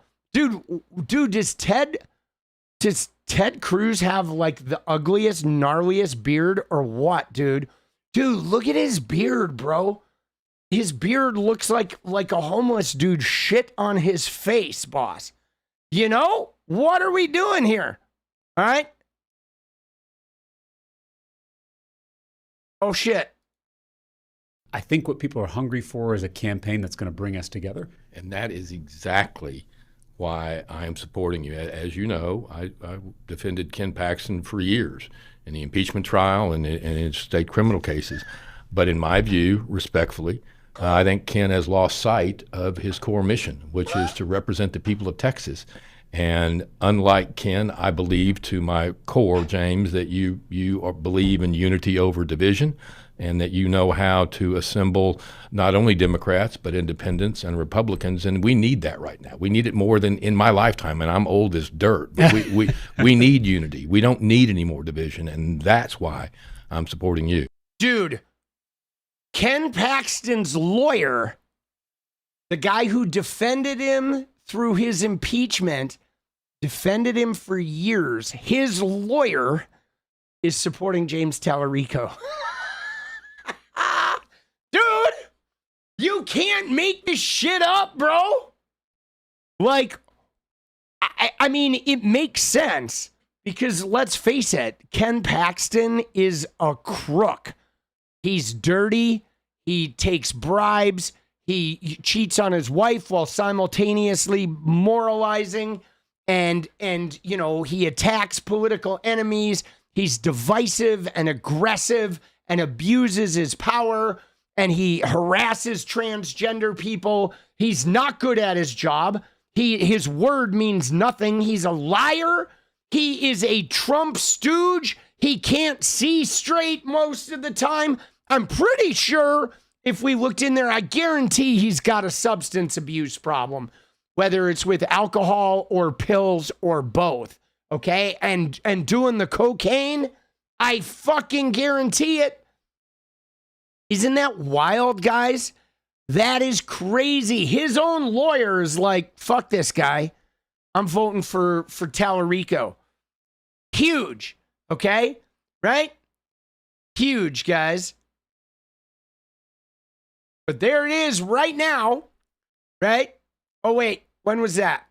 So now they're saying 57% chance of Republicans winning the U.S. Senate is what they're saying, right? That's their claim. I'm not buying it, guys. I mean, you remember the chances for Spencer Pratt's fucking L.A.? I'm not buying it. I don't know if Talarico's going to win. I think he can. I think Platner's going to win, though. But we'll see. We'll see if the fucking Democratic establishment doesn't try to fucking sink him, boss. They're gunning for him. Oh shit! All right, dude, we're about to move on. There's Talarico and Talarico's girlfriend, ex-girlfriend. There she is, right? But look at that, guys, from 2019. So he had a relationship. He had a girlfriend in 2019, and they're still friends. How is that going to be harmful? Oh, are they saying because he had a girlfriend at work that's bad? Okay. Well, what about when you take bribes at work and get impeached and have an affair?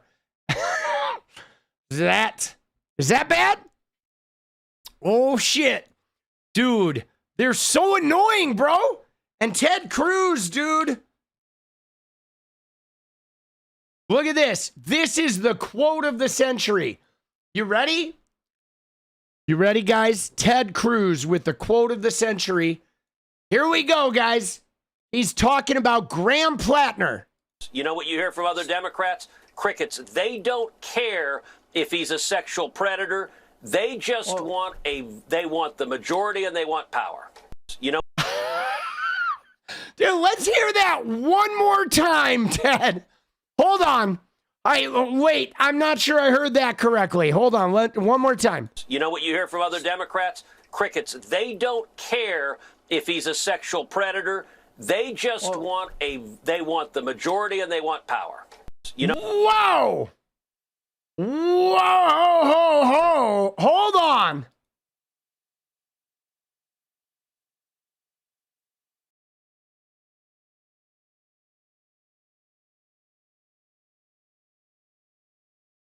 What you talk about, Willis? Dude, they don't care.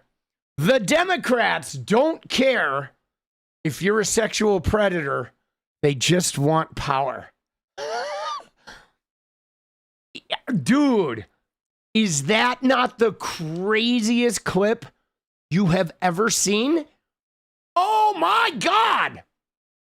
Now, guys, a lot of people who watch this channel are not subscribed, so make sure to hit that sub button. Make sure you hit that like. All right? We got a lot of important work to do here. A lot of laughing. Dude, what the fuck, bro? Dude, oh my God. They don't care. I saw that and I was like, wow, dude. How, guys, how are they, I don't know how they do this, guys. You know what I'm saying? Like, I don't know how they project the way they do, saying things that there's no way that he gets online and like whatever, hears about this quote, like, dude, he's got to know. Do they convince themselves? Do they really believe that Donald Trump is not a sexual predator? Do they actually believe that? Or do they, isn't there any sense of, incongruity in them when they say the stupidest shit that is completely oblivious to their own position in the universe or the guy they work for? Like, how do they do that, man? How? How do they live so completely detached from their own reality like that over and over and over again? Elf said, the only way I'd ever want Ted to be my father is for free vaccinations to Cancun when it gets too cold in Chicago. Let's go. You know what I'm saying? Like, that shit is wild. And he attended Harvard Law School. He knows what he's doing. Yeah, I know he does. I know he does. I know he's like, but like, still, I guess, I don't know how. Maybe for them, maybe they figure what they're doing is all part of the politics, like all part of winning, right? You know, like maybe, do you think they justify it that way? Like, do you think behind closed doors, right? Vacation, got it. I was wondering about the vaccinations to Cancun. I was like, you know what I mean? Like, do you think behind closed doors they're like they're just aware that Trump is a predator, but he's offering them power, and they're like, yeah, how can we spin like Trump being a predator on the Democrats? You know what I mean? Like, I'm curious what they do behind closed doors, how they fucking wrangle that shit, or if they actually are, have talked themselves into an alternate reality. I mean, think about this, guys. Think about the Christians, the evangelical Christians. They do live in an alternate reality where they're talking about Jesus, and Jesus is going to come back, and there's going to be a rapture, and Jesus is like touching them and all that. So they do believe shit that is like not actually real whatsoever, right? They believe things that are just not real, and they believe them like staunchly. So maybe they actually believe, well, Trump isn't a predator. He just said that locker room talk, and Melania loves him. He's a beloved husband, and they're out to get him. They're trying to ruin him, right? Like, maybe they believe that, you know what I'm saying? Maybe they believe that. Oh, he's not the best guy, but I mean, we're all sinners. I mean, there's got to be something, right? That I think maybe they are actually, I think maybe they are convinced, they have convinced themselves that really it is the Democrats just targeting Trump, and he's innocent, and they're misportraying him, and, wow. And maybe they have convinced themselves that Democrats are demonic and possessed by Satan and all that shit. I mean, because if they've spent their whole life believing a fantasy, conjuring up another fantasy to believe is not that hard, guys.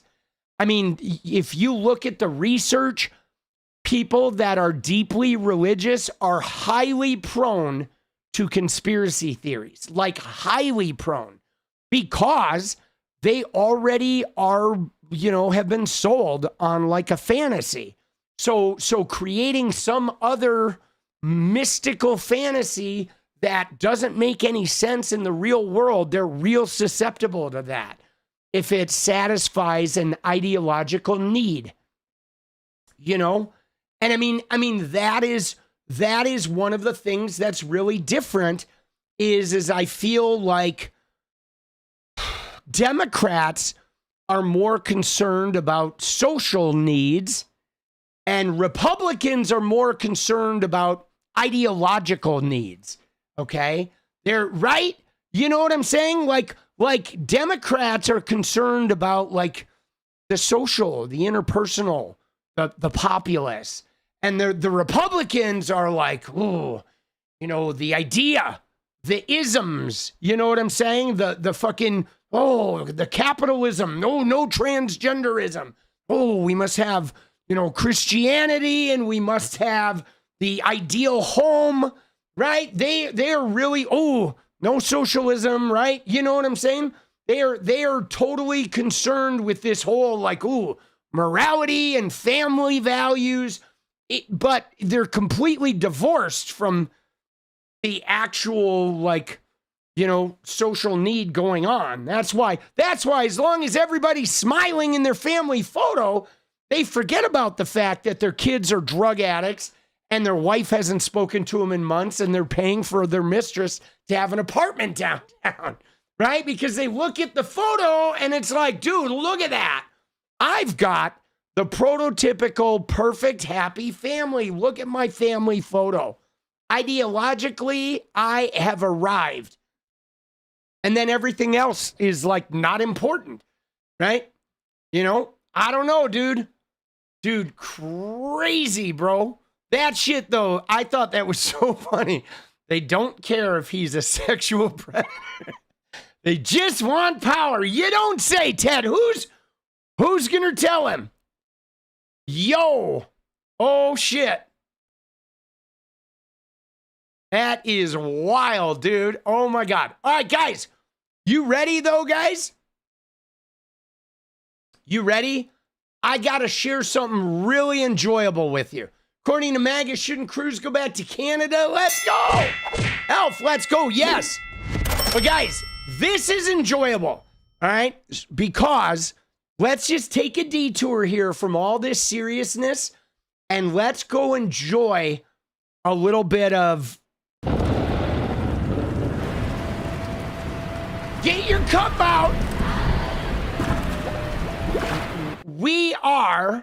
We're going to enjoy some tears, guys, okay? Because, guys, there are no tears that are as delicious as Maga tears, okay? And let me just tell you, let's watch this clip, okay? Because this clip right here is one of the most beautiful things I've ever seen. Look at the headline. Fox reporting that 𝗙cie𝗹𝗹𝗀 is projected to advance to the general election. Dude, now, it's here, okay? 𝗙cie's advancing. It is official. Pratt is done. Now Fox is announcing it. I want you to pay close attention to Laura Ingraham's, her body English as she delivers this news. Okay? This is beautiful, guys. This is like you can just, even looking at her face, it pains her.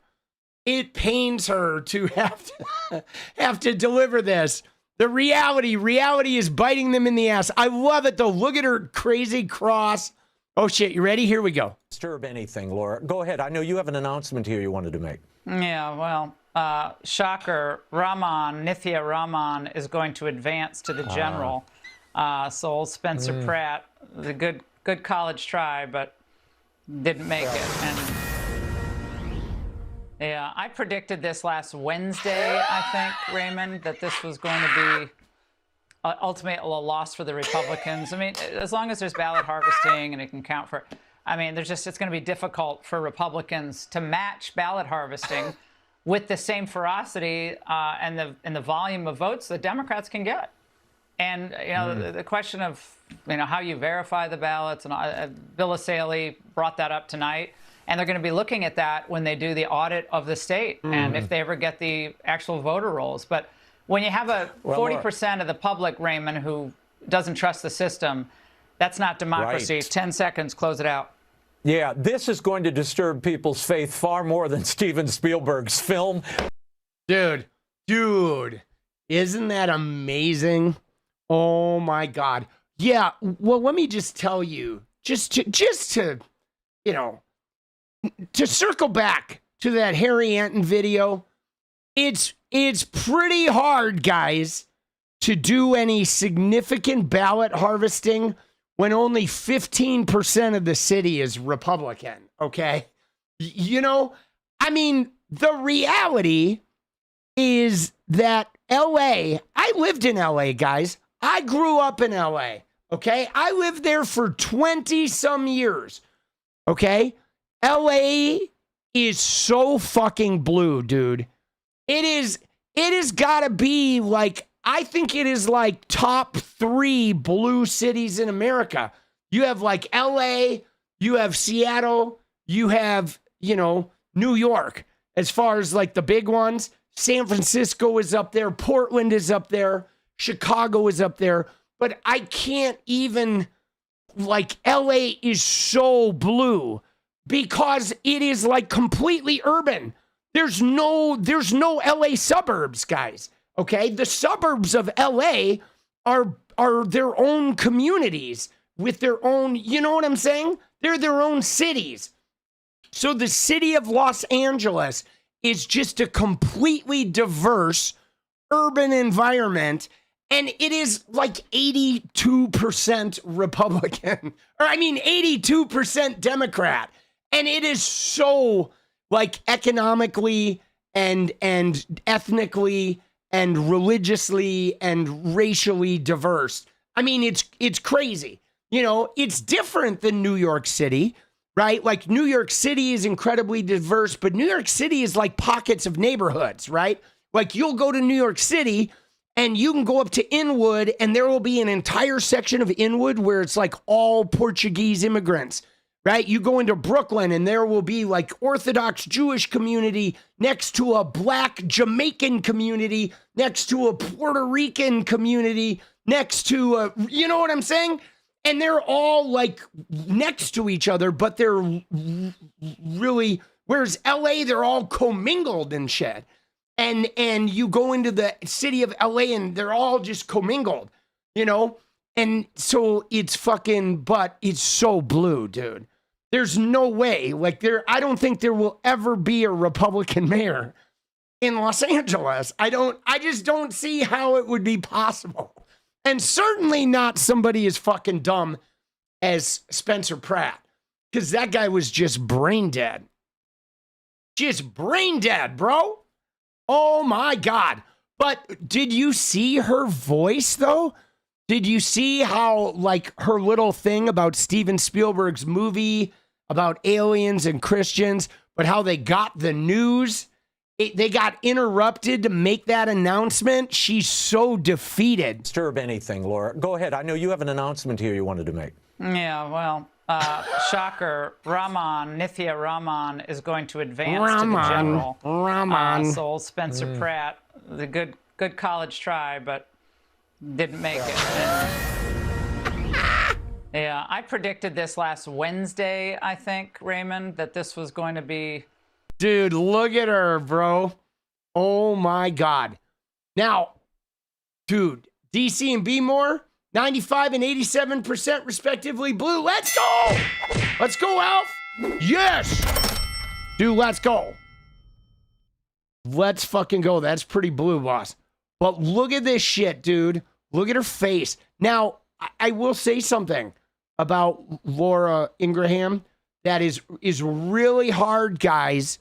Okay, is like, first off, the amount of Botox that went into this woman's face is impressive. That her face is still in one piece is impressive. And I believe she chugs gin. Like, I think she wakes up in the morning and fucking is like 2 or 3 glasses of straight gin just to get out of bed. Dude, that's kind of how I see it. I have not verified that, but you can't, you're going to have to prove, you know, like Benny Johnson said, you're going to have to prove otherwise. Because she is fucking beat, dude. She is beat. The good old college try. Make it. Yeah, I predicted this last Wednesday, I think, Raymond, that this was going to be ultimately a loss for the Republicans. I mean, as long as there's ballot harvesting and it can count for... I mean, it's Ballot going to be difficult harvesting. for Republicans to match ballot harvesting yeah. with the same ferocity yeah. and the volume of votes that Democrats can get. Oh, yeah, there's no fucking Republicans in the city, dumbass. And, you know, the question of, you know, how you verify the ballots, and 𝗙𝗪𝗡𝗍 brought that up tonight. And they're going to be looking at that when they do the... Dude, isn't that enjoyable? It's not just me, right? Watching her defeated like that is like so satisfying. You know? It is so satisfying, guys, to watch her be so defeated, because like what's crazy about this is how, where did they ever get it in their heads that they thought Spencer Pratt was winning this election, dude? You know what I mean? Like, you know, like, bro, when we had the election in 2024, I didn't think Kamala Harris was going to win in Alabama, okay, or Tennessee. You know what I'm saying? I wasn't like, dude, she's winning Alabama, guys. Kamala is definitely winning Tennessee. Like, no. You just know that, like, she's not winning Alabama. She's not winning Tennessee. She's not winning Idaho, right? But somehow, these people, they're college educated. They've been in politics for, what, Laura Ingraham, like 30-some years? And yet they're walking around somehow still like, really? You really thought, like, bro, dude, I had a ham sandwich the other day that knew Spencer Pratt wasn't going to win that election. It's a fucking inanimate object, dude. It's like dead animal that has been processed on bread. And that fucking ham sandwich knew Spencer Pratt was not going to win in LA. Dude, you know?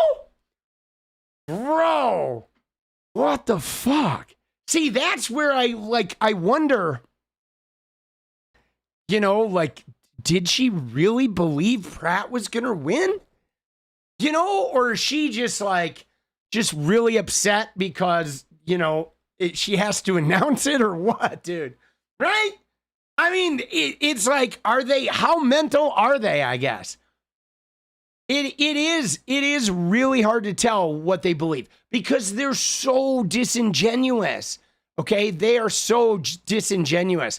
Look at this. And then this person said, ballot harvesting is the only thing standing between a Republican with no experience and the Los Angeles mayor's office, right? It was the ballot harvesting. Yes, it was. It was not the fact that it's 80% fucking, you know, dude. Oh, that's funny. That is funny, guys. It's hard.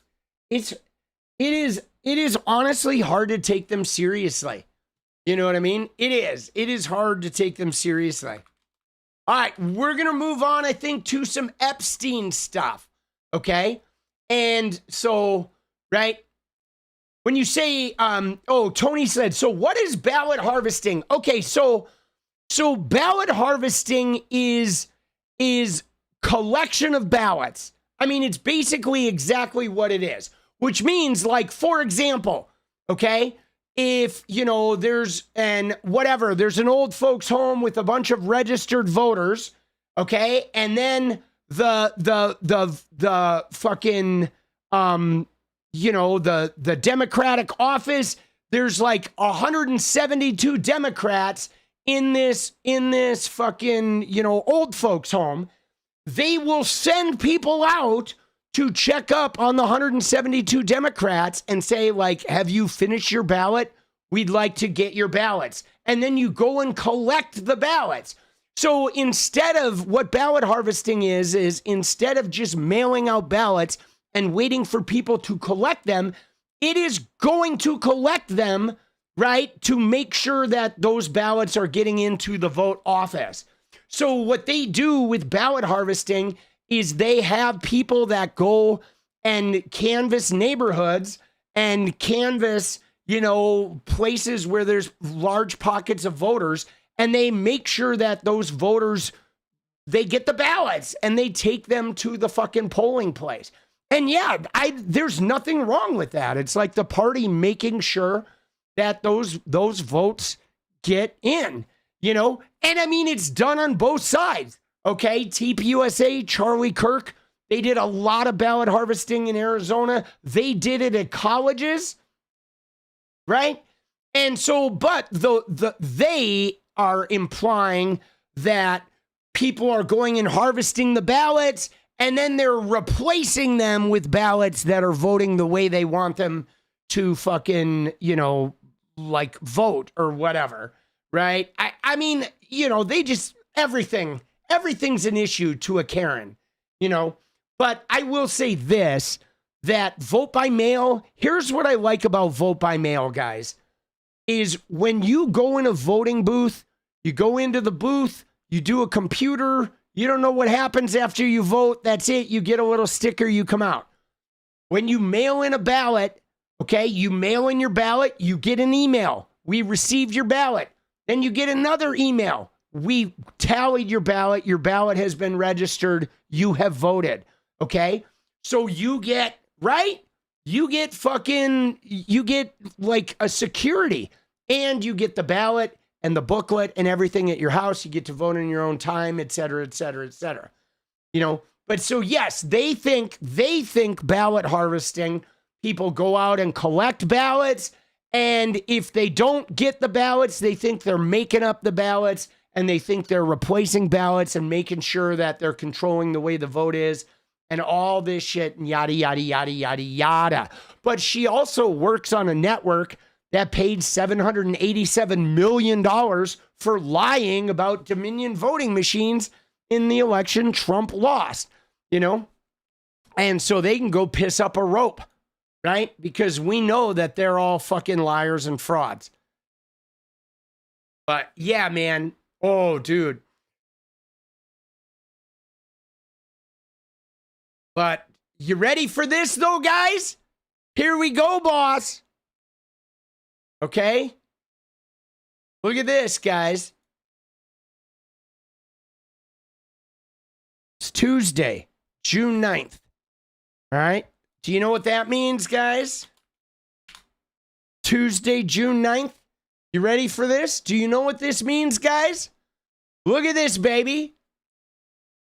Look at that. It says ME. Okay? ME. That means that in, 20 hours from now, we're going to know who the Democratic nominee is in Maine, and we're going to see what the voter turnout is to vote for Graham Platner. We're going to get our first taste of looking at how many voters show up in the Maine primary to vote for Graham Platner. Is it going to be enthusiastic? Is it going to be a large number of voters turning out to vote for this man? Is there going to be a big show? How many new baseless scandals are going to drop? Okay. I mean, today was another day, guys.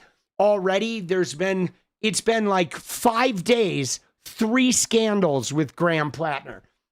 Number one was Lindsay Fifield, the Heritage Foundation employee who dated him, 10 years ago or whatever. And she was like, well, he never hit me, but he was kind of violent, right? And blah, blah, blah, blah. Times couldn't corroborate it, but they wrote the story anyway. Okay. Then there was another scandal with the reporter saying, ooh, his oyster farm is a fraud because he registered the business name after he registered for his Senate campaign, which I guess to me makes a lot of sense because, I've run, as an independent business person a lot of times without a registered business name, depending on the business. You just run it under your own tax ID or you get an EIN or whatever. But so that was scandal number 2. But then today was another one, guys, and it was Genevieve McDonald. Okay, now who is Genevieve McDonald?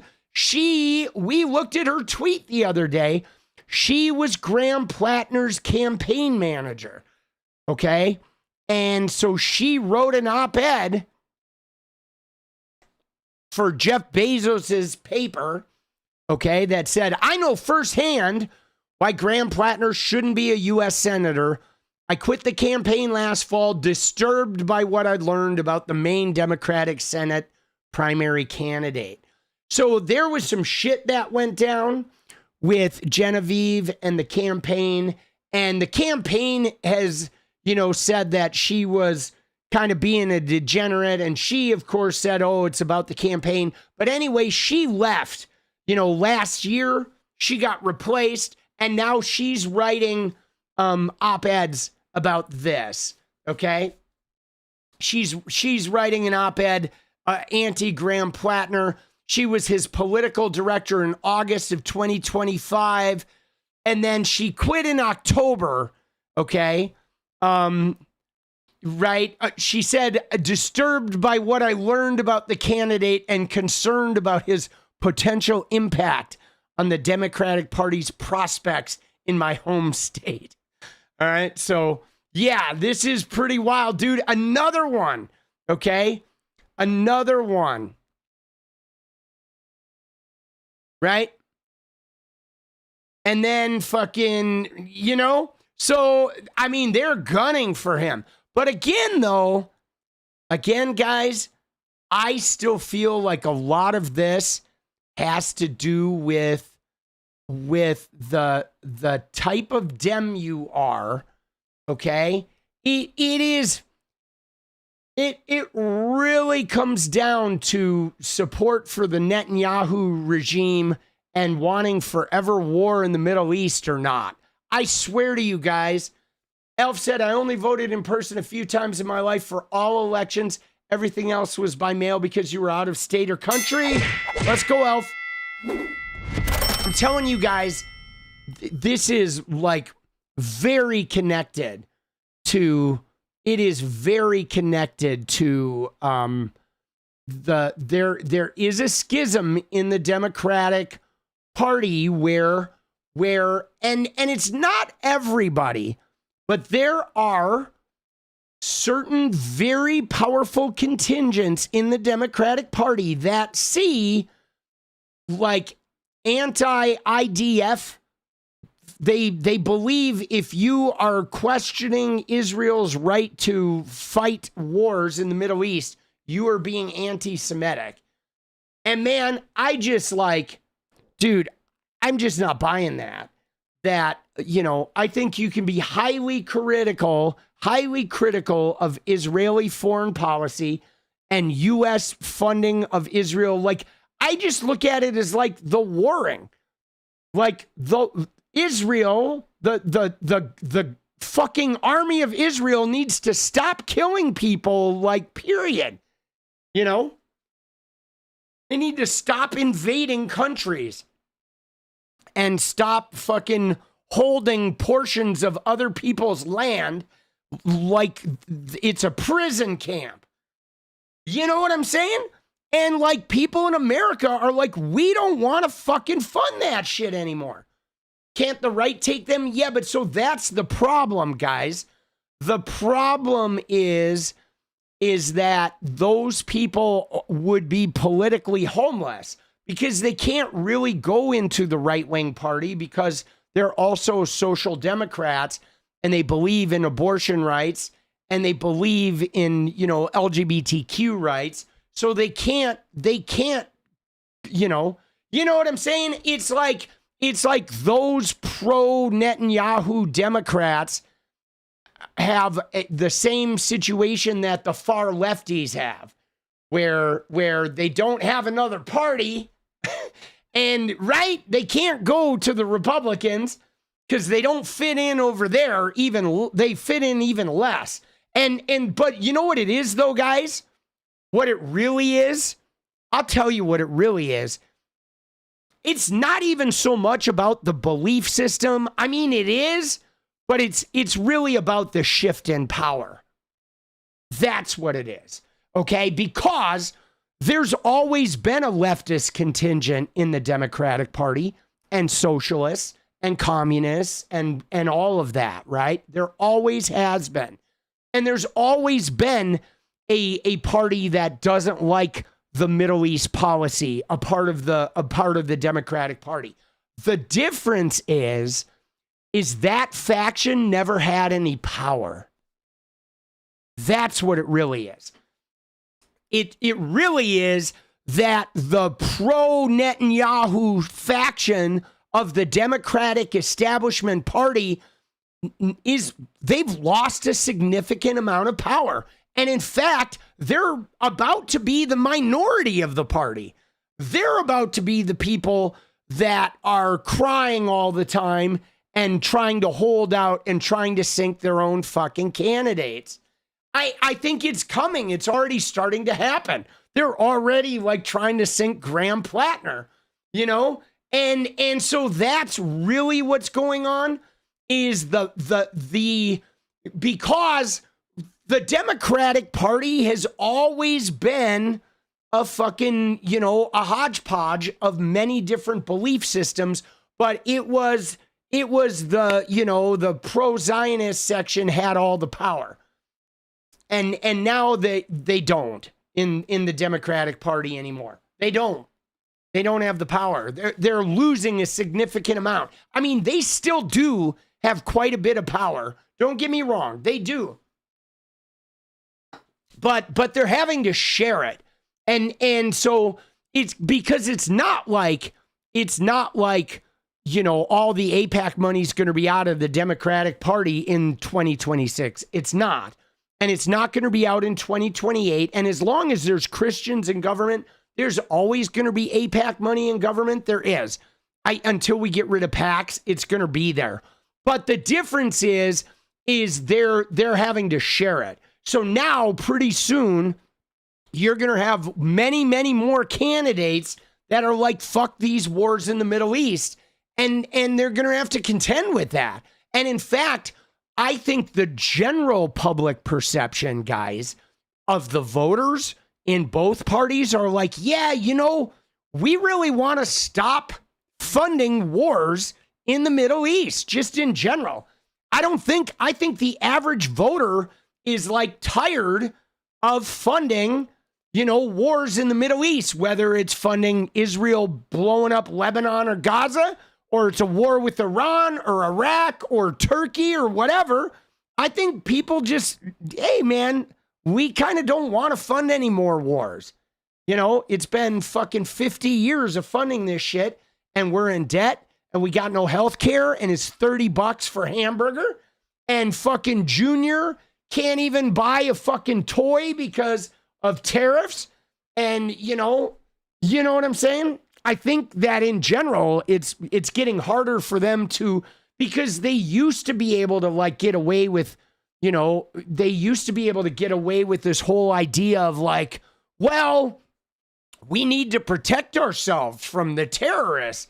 And like everybody now, I think knows like, yeah, nobody like what terrorists, bro? There was like one terrorist attack, you know, 25 years ago. And that was paid for by Saudi Arabia.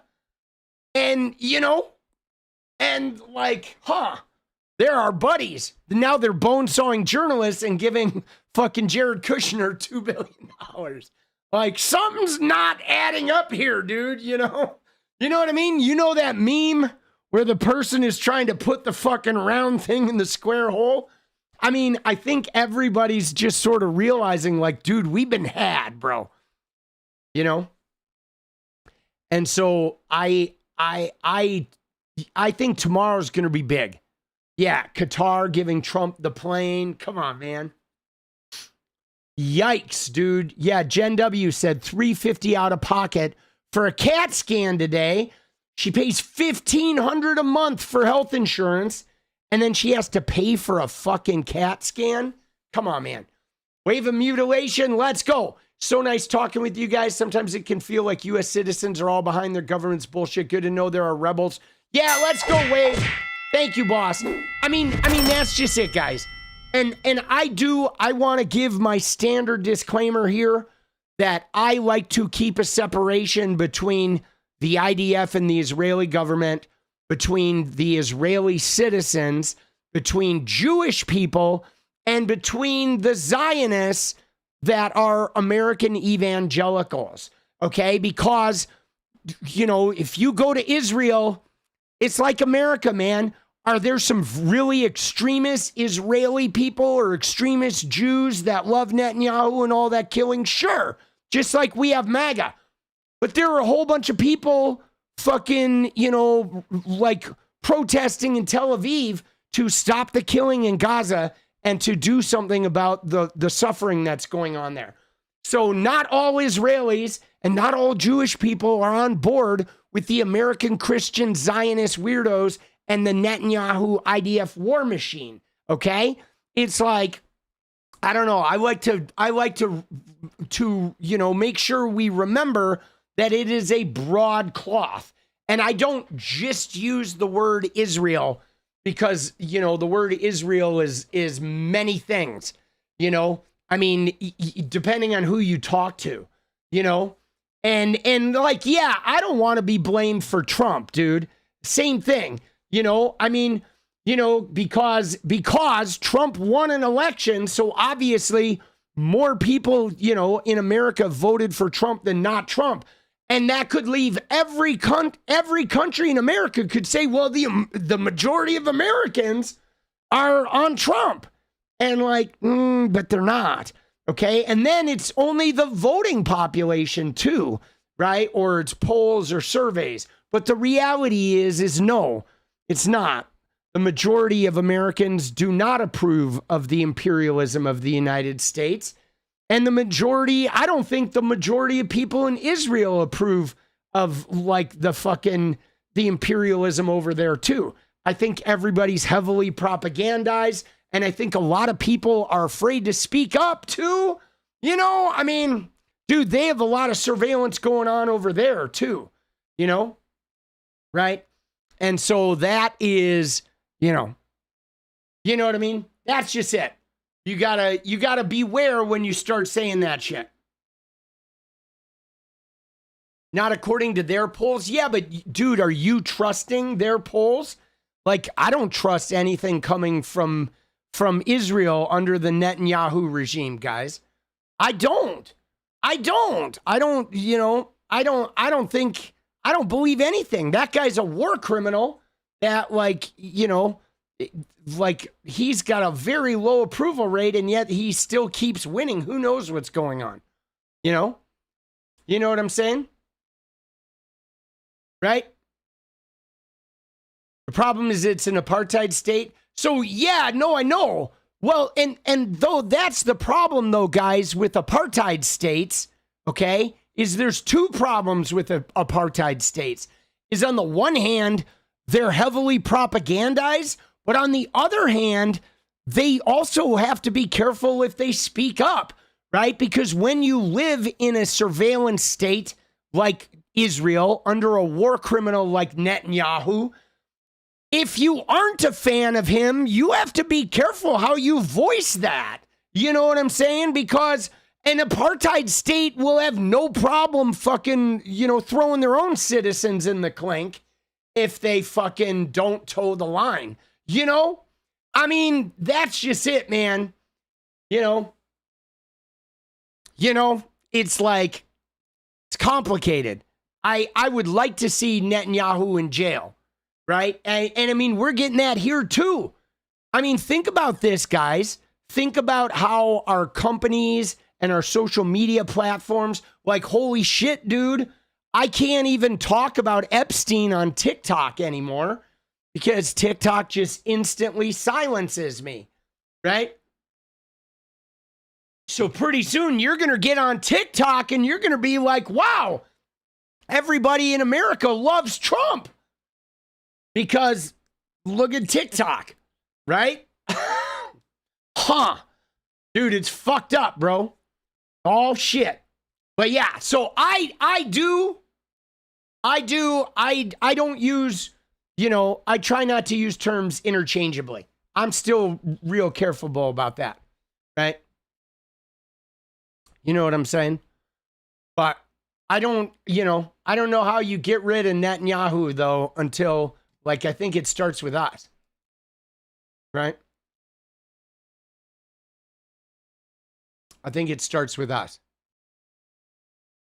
All right. Let's go. All right, onward. The journey onward. I just, guys, here's the thing that I do want to say, okay? And this is the anti-Semitism, okay?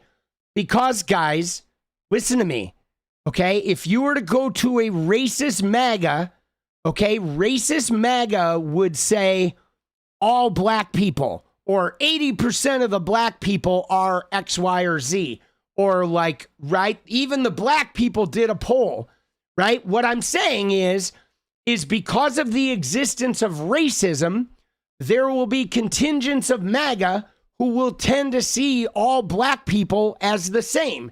And I am saying because of the existence of anti-Semitism, it is real common for people to say, yeah, man, everyone in Israel, no. It's really most of Israel agrees with this shit. But I'm like, I'm not buying that, boss. I think there are huge amounts of divisions there, and there's tremendous propaganda, and there's tremendous oppression of like the Israeli people. And are there hardcore factions? Absolutely. But I think because of the way anti-Semitism works, many people will always preclude, no. Israel is different, and most of the people there support the imperialism. But guys, people say that, they could say that about America. No. I know the polls, yeah, but no. Everybody says the Democrats are basically a right-wing party. They're all behind Trump, right? And so, like, I just think we gotta, you know what I'm saying? We gotta be careful there, right? We gotta be careful there. Because, yeah, they try to hide behind anti-Semitism, but it is the nature of the ism that where people start assuming that it's like a one fucking broad cloth, okay? You know what I mean? And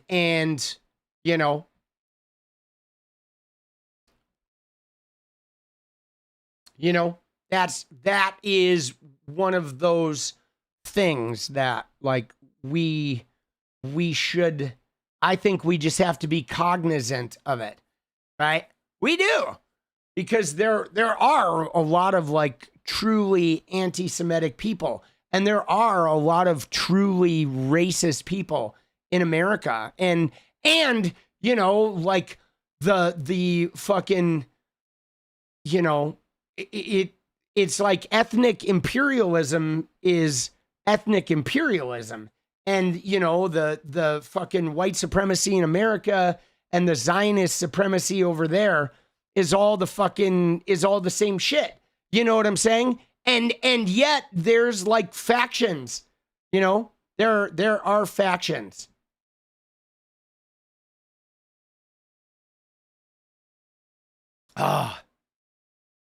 You're very skeptical till you see more protesting and standing up. Yeah, but 𝗙cie, you have to realize that you see how callous the IDF is, right? You see how the IDF public executions, putting people in cages and shooting them. It's a lot more complicated protesting in Israel, guys. Okay? It is. You have a much better chance of ending up dead protesting in Israel, because Israel is not as free as you know what I'm saying? Like, think about how the protests would be here if Trump's squads just went to protest and started gunning people down en masse. That's just it. I don't think they have as much freedom. I think, like, we need to liberate the Israelis. Dude, I'm serious, bro. It's fucked up, boss.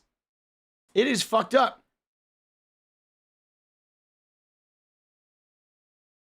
Vero, listen to me. Okay, Vero. And I want you to keep this in mind. You say, I hear you, but I feel like if you're okay living on occupied land while the indigenous population are being genocided, you're part of the problem. But like, Vero, that's America, boss. Okay? America, we're all okay with living on occupied land while the indigenous are locked up on fucking tribal lands with high rates of alcoholism and no education. We've given them casinos to be like, okay, yeah, here you go. But you know what I'm saying? Like, that's literally America, you know? Like, that's fucking, like, what's so complicated about it. So it's pretty hypocritical when Americans are like, and that doesn't mean we shouldn't fucking do something about it. But guys, we have that same problem here still, you know what I'm saying? Like, we are currently settlers that have taken all the land, and we are still spiritually genociding native people here in America right now, right? They're currently being genocided. I mean, all right, we're not shooting them in the head anymore. We've just put them on reservations where we're denying them medical and the ability to make a living in many instances. We've taken all their land. They have high rates of alcoholism. They're not getting any mental health care. I mean, are we shooting them in the head? No, but we already did that. And now they're just behind barbed wire and being strangled by us, where they're fucking gasping for breath, but you're like, no, but, so my point is just look out for the moral superiority, okay? Because you are not going to be able to solve this issue with moral superiority. Like, the issue starts by us acknowledging our role in this, our own personal role in this, in being profiteers of, hundreds of years of genocide. And so now we're funding it because we're hiring a war machine to protect our financial interests in oil over there. Okay? Because believe me, the people that are funding this, they don't give a shit about human life either way, because it's a war machine, guys. Our interest in the Middle East is oil. And with some people, it's the rapture. It's a Zionist religious rapture thing. But America's financial interest in the Middle East is the oil. And so we hire Israel, essentially, and fund them to destabilize that region. And then the Christian part of us are like, they're trying to set off the rapture.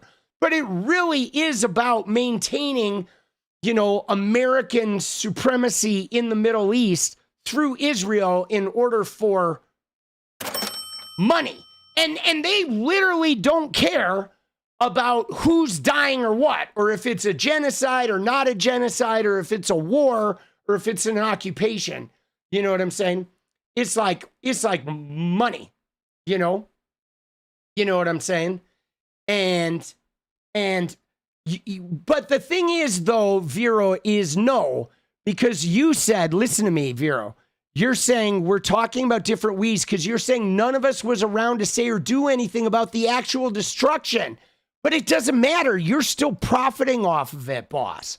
Okay? You're still profiting off of it. So if you didn't do the destruction, but you take the profits anyway, what do you think that exempts you? Oh, I didn't do the destruction. I'm going to take all the profits. I'm cool. But no, they're doing the destruction. So they're bad and I'm good. Okay? See, that's just it. If you're taking the profits and people are still being harmed, which they are, right? Both the native people and the people of color are still being harmed. you're still profiting, right? Like if you own stock, you are profiting off slavery, guys. Wall Street was the slave trading market. The stock market is built on slavery. If you live in America right now and you own property, you are profiting off genocide and slavery. Okay? So does that mean that doesn't mean we don't stop eradicating genocide and eradicating slavery, because we do, but it does mean that we are currently being complicit. So even if we stop the genocide in Israel, we are still all profiting off genocide and slavery here in America. So it's like, but this idea that no, they're bad and we're not, it's like, no, we're bad and they're slightly more bad, okay? And you know, I mean, the genocide in Gaza was horrifying, but like, bro, you should look at what we did in Iraq. Oh my God, dude. Like, you know what I'm saying? Or what we've been doing in South America and what we've been doing, what we just did with Doge and in Africa, like the number of people that are going to die. You know what I'm saying? Like we're literally committing another type of genocide in Africa through Doge. Okay? And like, dude, so, you know, I mean, dude, there's just a lot going on here, you know? And that doesn't mean we don't have to fight. I just want to stop this idea of like, you know, when we're all complicit, I think like acting like only other people are the ones doing the damage is problematic. Okay? You know what I'm saying? It's like, I think we need to start recognizing how it's not just our funding of Israel that is causing the genocide over there, guys. It's the fact that we are all content to profit off the genocide and slavery that we've been doing our whole fucking lives that is extenuating this shit. Because when you stop the genocide in Gaza, there's just going to be a genocide somewhere else. There's genocides in Africa right now too. And with Doge, Trump is contributing to even more, where we're not putting the gun to their fucking heads, but we're basically starving them to death or taking away the medical care that's going to prevent them from dying of AIDS. And so the point being is Israel is just one tiny problem in an American genocidal machine that we are all, like, even after we cut off Israel, we're still going to be funding off, like, profiting off the American genocidal machine. We need to fix us, guys. You know, that's my point is we need to fix us, like, desperately, you know? And that includes like reparations to Black Americans. I believe it includes reparations to Native Americans. It might even include, you know, giving some fucking land back, guys. And like, you know, I mean, I don't think American property owners necessarily want to talk about that. We want to focus on Israel taking the West Bank, which we should, but, you know, we, like, America is like 1,000 West Banks, you know? And so, I don't know. But will you agree when your property is being taken from you, Vero? That's just it. People agree until somebody comes up and takes their property, and then they're like, whoa, wait. I agreed to this, but now, like, why are you taking my property? You know? Dude, let's go. So my point though, guys, again, listen to me. My point is let's solve these problems without the air of moral superiority. Okay? Let's solve these problems by recognizing that all of us that are profiting in this world, our entire world is about the profit of, you know, imperialism and this capitalist skullduggery, you know? And so Israel can't function without U.S. support. Well, we don't know that, Wave. You know what I'm saying? I mean, that's the thing. The thing about when you say Israel can't function without U.S. support, we don't know that. That's untested. Eventually, when U.S. stops supporting Israel, we will find out what happens there and who else gets involved. And if somebody else, I'm telling you this, guys, you ready? And hear me out on this, okay? Because right now, Israel's been an arm of America. There's enough fucking oil in the Middle East that when we stop supporting Israel, I think somebody else is going to get in there, guys, right? I would not be surprised if when we stop funding Israel, if China doesn't start funding Israel. Or, you know, I mean, there's a lot of oil there, and Israel, at least under Netanyahu, likes to do war. So when we stop funding Israel, we're going to find out who else wants that oil. And Netanyahu's going to be like, who wants us to war for you for oil, guys? You know what I mean? Like, I think somebody else is going to step in there because ultimately there's oil, okay? And you know, there's religion and oil, guys. So I don't know. We'll see. We'll see, dude. I don't know what's going to happen. Let's stop the funding first, and then let's see, because once the U.S. stops funding, it's going to be like a highest bidder thing. It could be Russia. Yes, no, it could be Russia. I mean, I just think somebody's going to get in there. You know what I mean? And so like it's going to get real fucking interesting. You know, it could be Russia because Russia's kind of fucked up, right? Because of Ukraine. So maybe we stop funding Israel and then Netanyahu goes to Russia and says, yeah, you guys are really fucked up. We'll help unfuck you a little bit if you fucking help us here. I mean, dude, something's going on, bro. Right? It's going to be, you know, take the money we send Israel and use it here. We can, but Jibs, the problem is we don't give them that much. I mean, we give them a lot, but like, you know, it's like, you know, 20 billion sometimes. It's like 3.8 billion a year. But then, you know, there's add-ons and shit. But in the grand scheme of things, what we give them is like nothing compared to what we blow. Like, we're not going to get it, you know, it's a cumulative thing, right? But yeah, so it's going to get interesting though. That's what I'm looking forward to, not in both a good way and in a bad way. I'm curious, once we defund them, who's going to get involved? Because unfortunately, guys, like because of the amount of oil in that region, like I feel like somebody's going to be up for like having that little war machine working for them, you know? You know what I'm saying? Yeah. Yeah, no, I know. It's complicated. It's religion, it's oil, it's energy, it's fucking dude. Yeah, it's fucked up. It's fucked up, boss. And it's, you know, we're just not going to get out of it cleanly.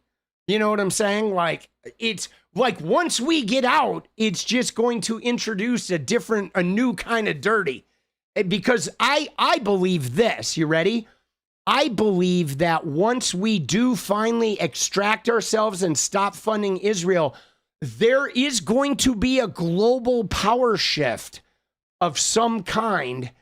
And I'm just not sure what it's going to look like, you know, but there is going to be a global power shift as some other country tries to like get involved and sort of get an inroad to power over there. I just think if Netanyahu is still in charge of Israel, that there's a good chance that it's going to be somebody negative he's going to partner up with. Because who, like, what good guy is going to partner with it?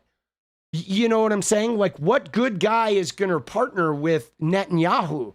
It could be Saudi Arabia. I think Russia or China is going to be, you know, really, like China would probably do it on the sly, but I think it's probably going to be Russia. Could be India. I mean, it's going to be somebody, though. I think it's going to be somebody poor, though. That's just it.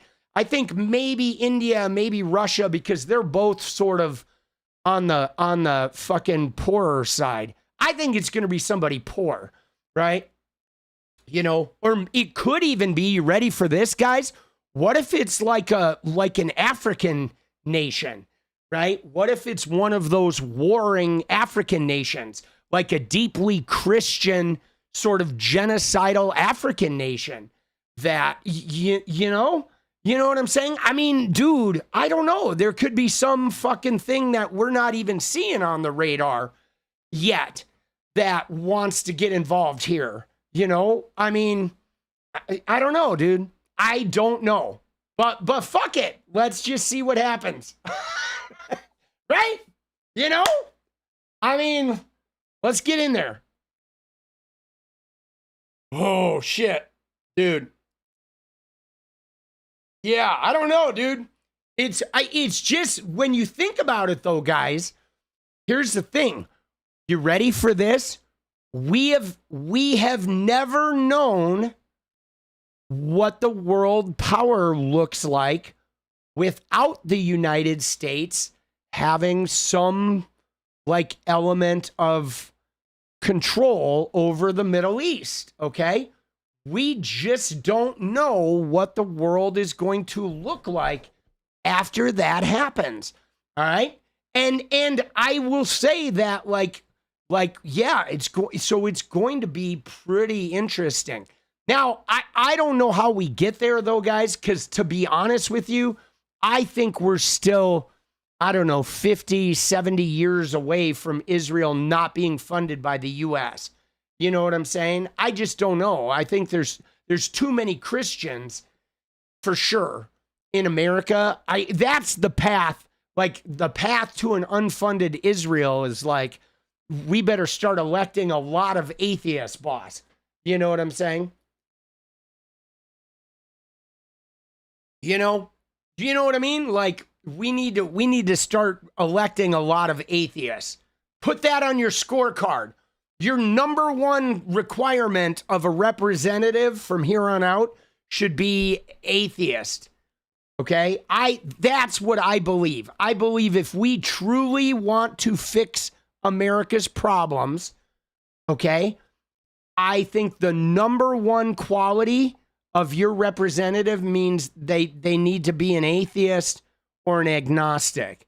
That needs to be the number one thing. If we could get like 350 out of the 535 in our Congress being non-Christians, I believe that's the only route we have. Or maybe non-Abrahamic religions.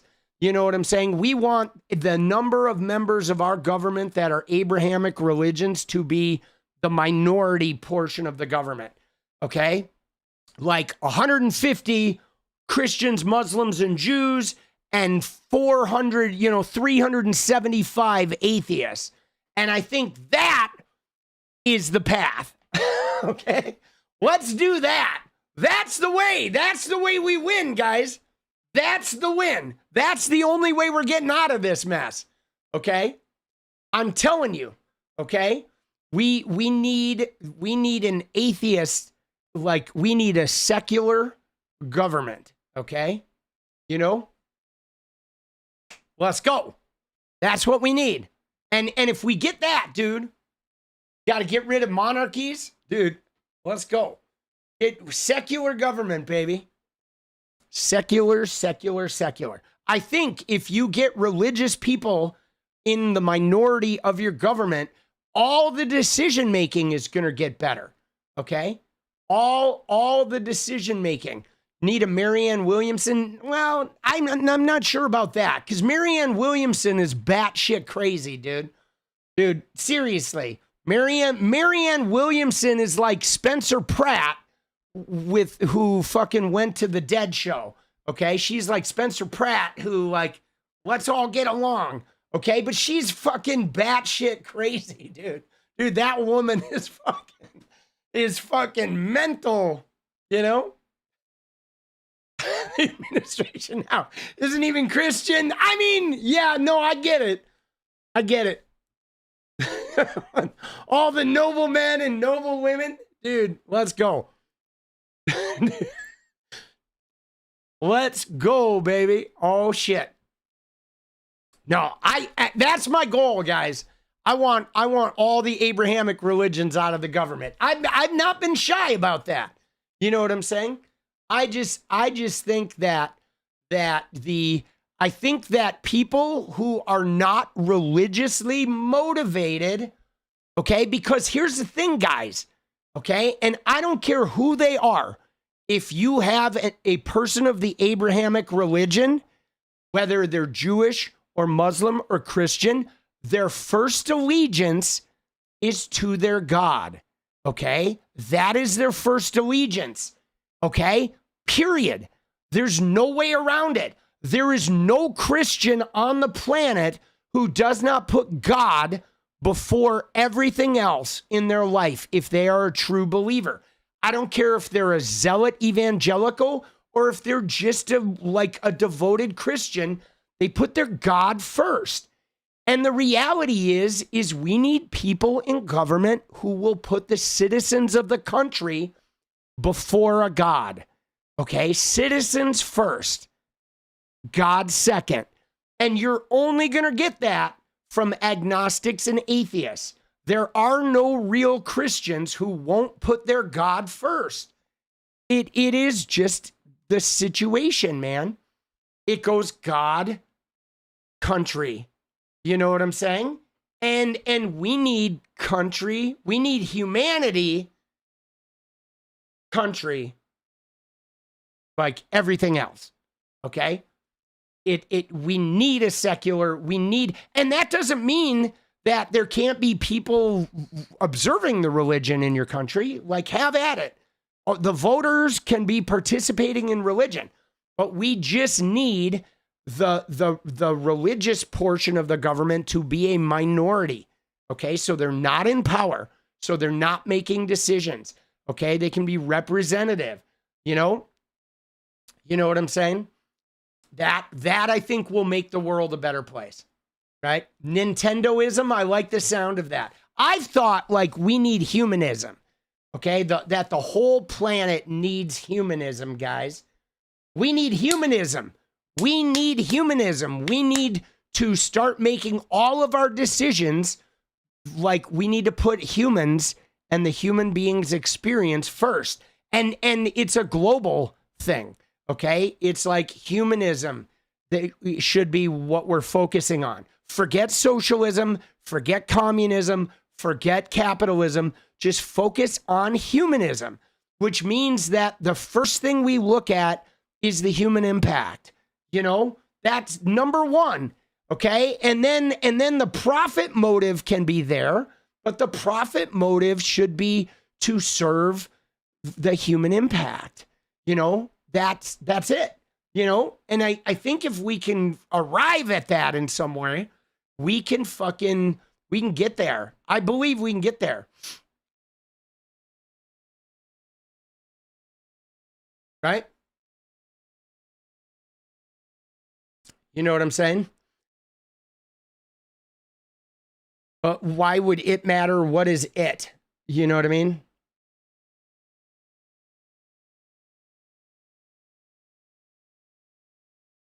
Why would it? I don't know what the it is when you say, why would it matter? Right?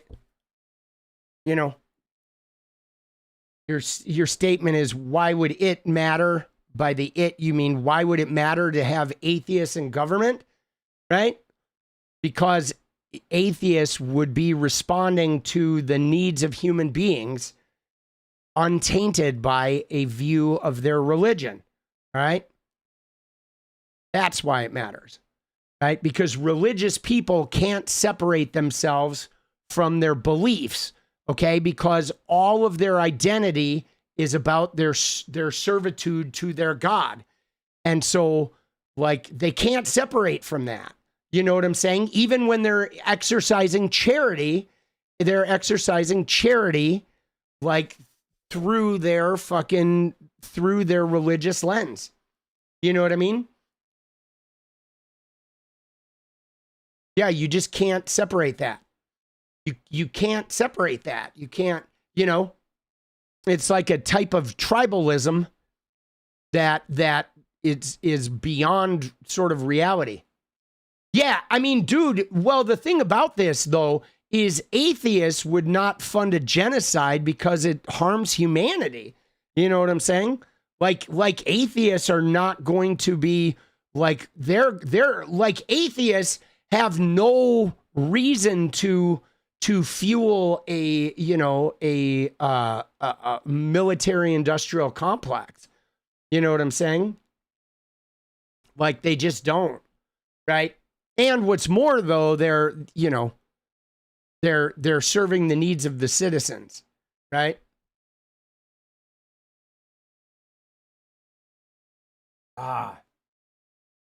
Let's go.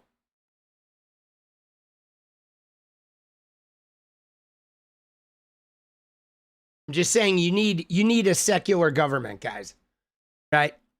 Dude, religion is it's toxic. It is. It is just toxic, guys, in every way, shape, and form. There's no way around it. There's no way that you can take a religion and make it not toxic. You know what I'm saying? That's it. There's no way around it. All right, moving on, though. Moving on. All you need is empathy? Yes. I mean, it's just factual, right? If you want a better world, it doesn't matter. It doesn't matter. Extremely narcissistic people, I don't know what you're rambling about. Some atheists are this, some atheists are that. It's not about the sum. It's about the whole, okay? It's about that, atheists do not unite under a single allegiance, okay? Oppression comes from uniting under singular entities. That's it, okay? If you have 1,000 atheists, it doesn't matter if some of them are narcissistic and authoritarian. The thing is those 1,000 atheists are not going to collect under one unified oppressive force. But in a monotheistic religion, the entire religion is oppression, okay? Christianity is oppression. Judaism is oppression. Islam is oppression. So if you have religious dominance, a monotheistic religious dominance in any system, it's going to be oppressive. And if you have non-monotheistic, right? If you take away that monotheistic oppressive influence, oppression is alleviated automatically, guys. It's just, the oppression doesn't come from the individuals. It comes from the system. Okay, that's why systemic things are a problem, because it's not the individual Christians that are the problem, the bad evangelicals. No, it is the system of monotheistic religion is inherently oppressive.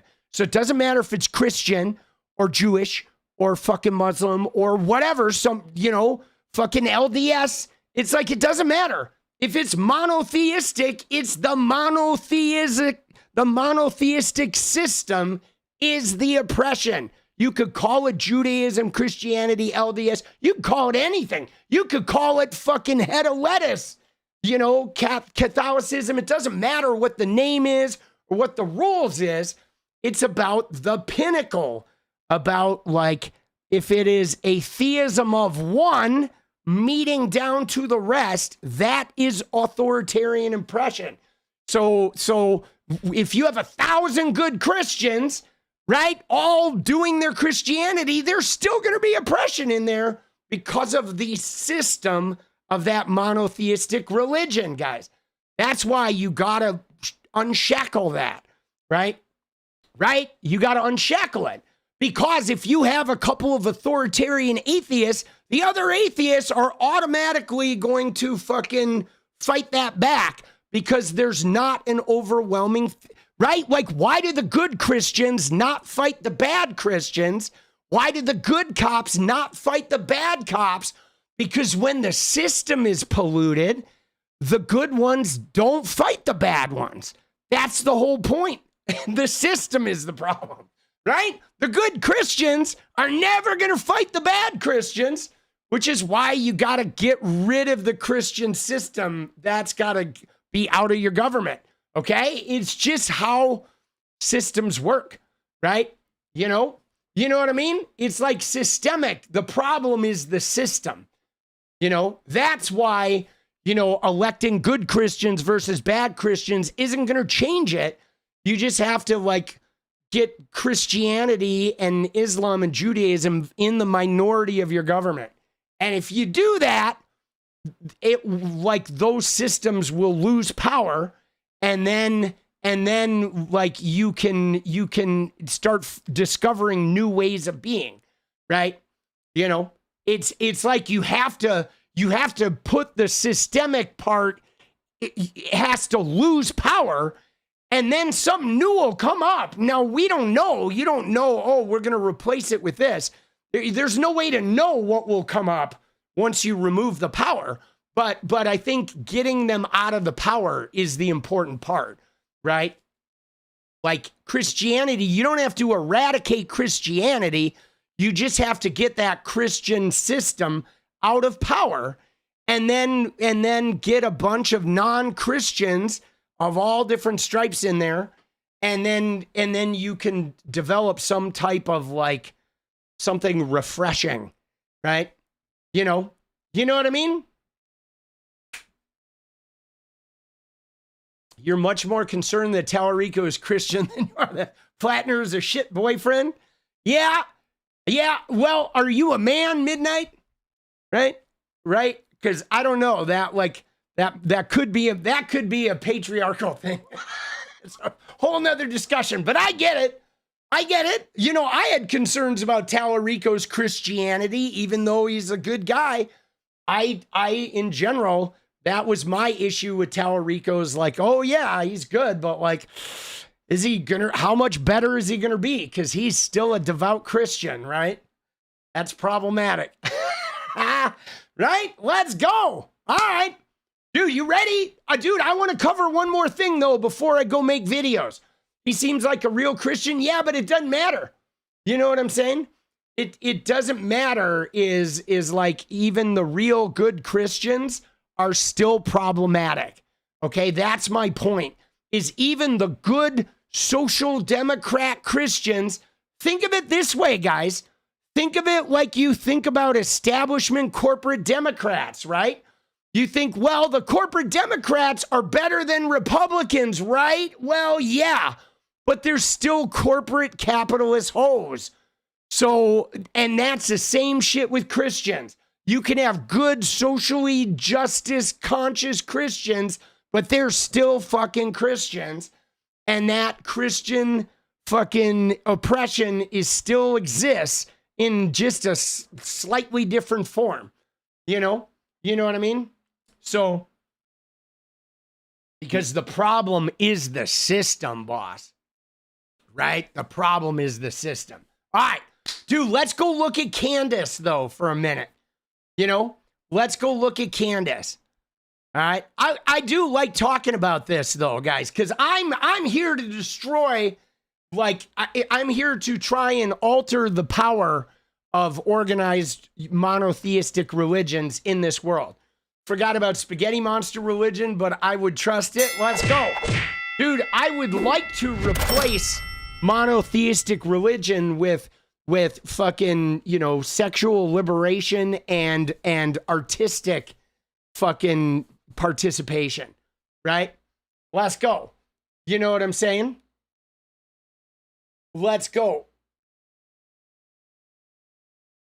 And no, Drea, there is no hope that otherism won't happen. The thing is with atheists, because again, when you say in atheism, Atheism doesn't exist, right? There's not an ism, okay? Atheism is like transgenderism. It does not exist, okay? Atheists are merely just thousands or millions of different people, all with different belief systems, but they're not serving one fucking deity, okay? So atheism does not exist. It's not a thing. Transgenderism does not exist, okay? Right? Christianity does exist. It is all fealty to a singular authoritarian God. And it doesn't matter how you manage that fealty.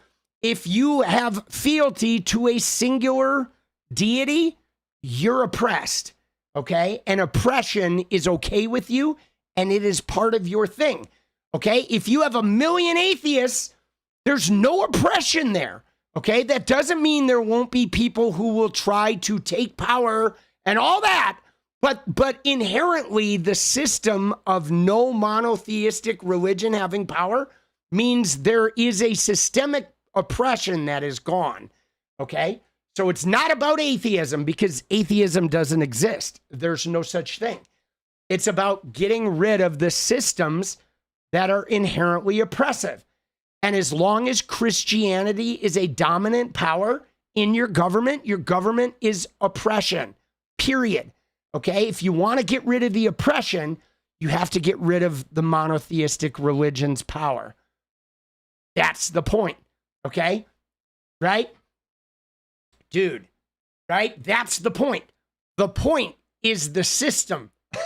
Because if you have 1,000 atheists around, there's just 1,000 people with 1,000 different ideas on what to do with the world, but there's no system governing them. There's no oppressive system that is governing them out of the pocket. So it's not about a hope. It's about the fact that once you get that oppressive system out of power, there's automatically an absence of oppression, and anything that grows from that government is going to be bountiful and take humanity into account because the systemic oppression will not be there, which means everything, every type of oppression will be alleviated to a degree, and something non-oppressive is going to grow there. But as long as Christianity's empowering your government, you're never going to be able to grow something that is not oppression, okay? Because the Christian system is the oppression, right? I don't know if that makes sense, right? But you have to get rid of the system, okay? You have to get rid of the system, and then something that's not based on oppression will grow, okay? Right? It's just how it works. Right? Oppression, right, is systemic. Oppression is systemic. Okay? I mean, you, like, if you look at history, and this is the last thing I'm going to say, and then I'm going to go on to Candace Owens. If you look at history, guys, there was an oppression that was based on kings and families and monarchs. And then what they did was they sort of moved it to religion. And then they eliminated monarchy and shit, but they swapped it out with, less oppressive types of oppression.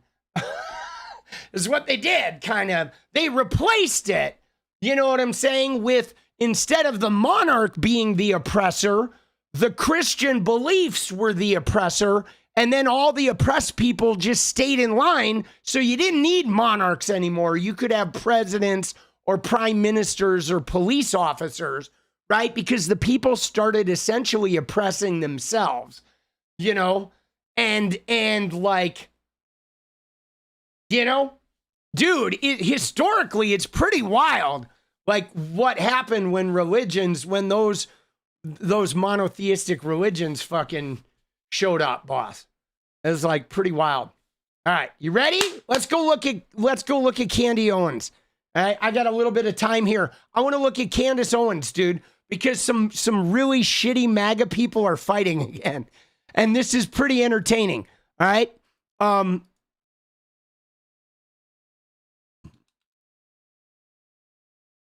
Oh, shit. All right. So, dude, you ready? Oh, fuck. Dude. Oh, my God. So, dude, I don't know why I find this so in fucking incredible. But, so they're fighting about this. All right. Do you guys remember Alex Clark? Okay.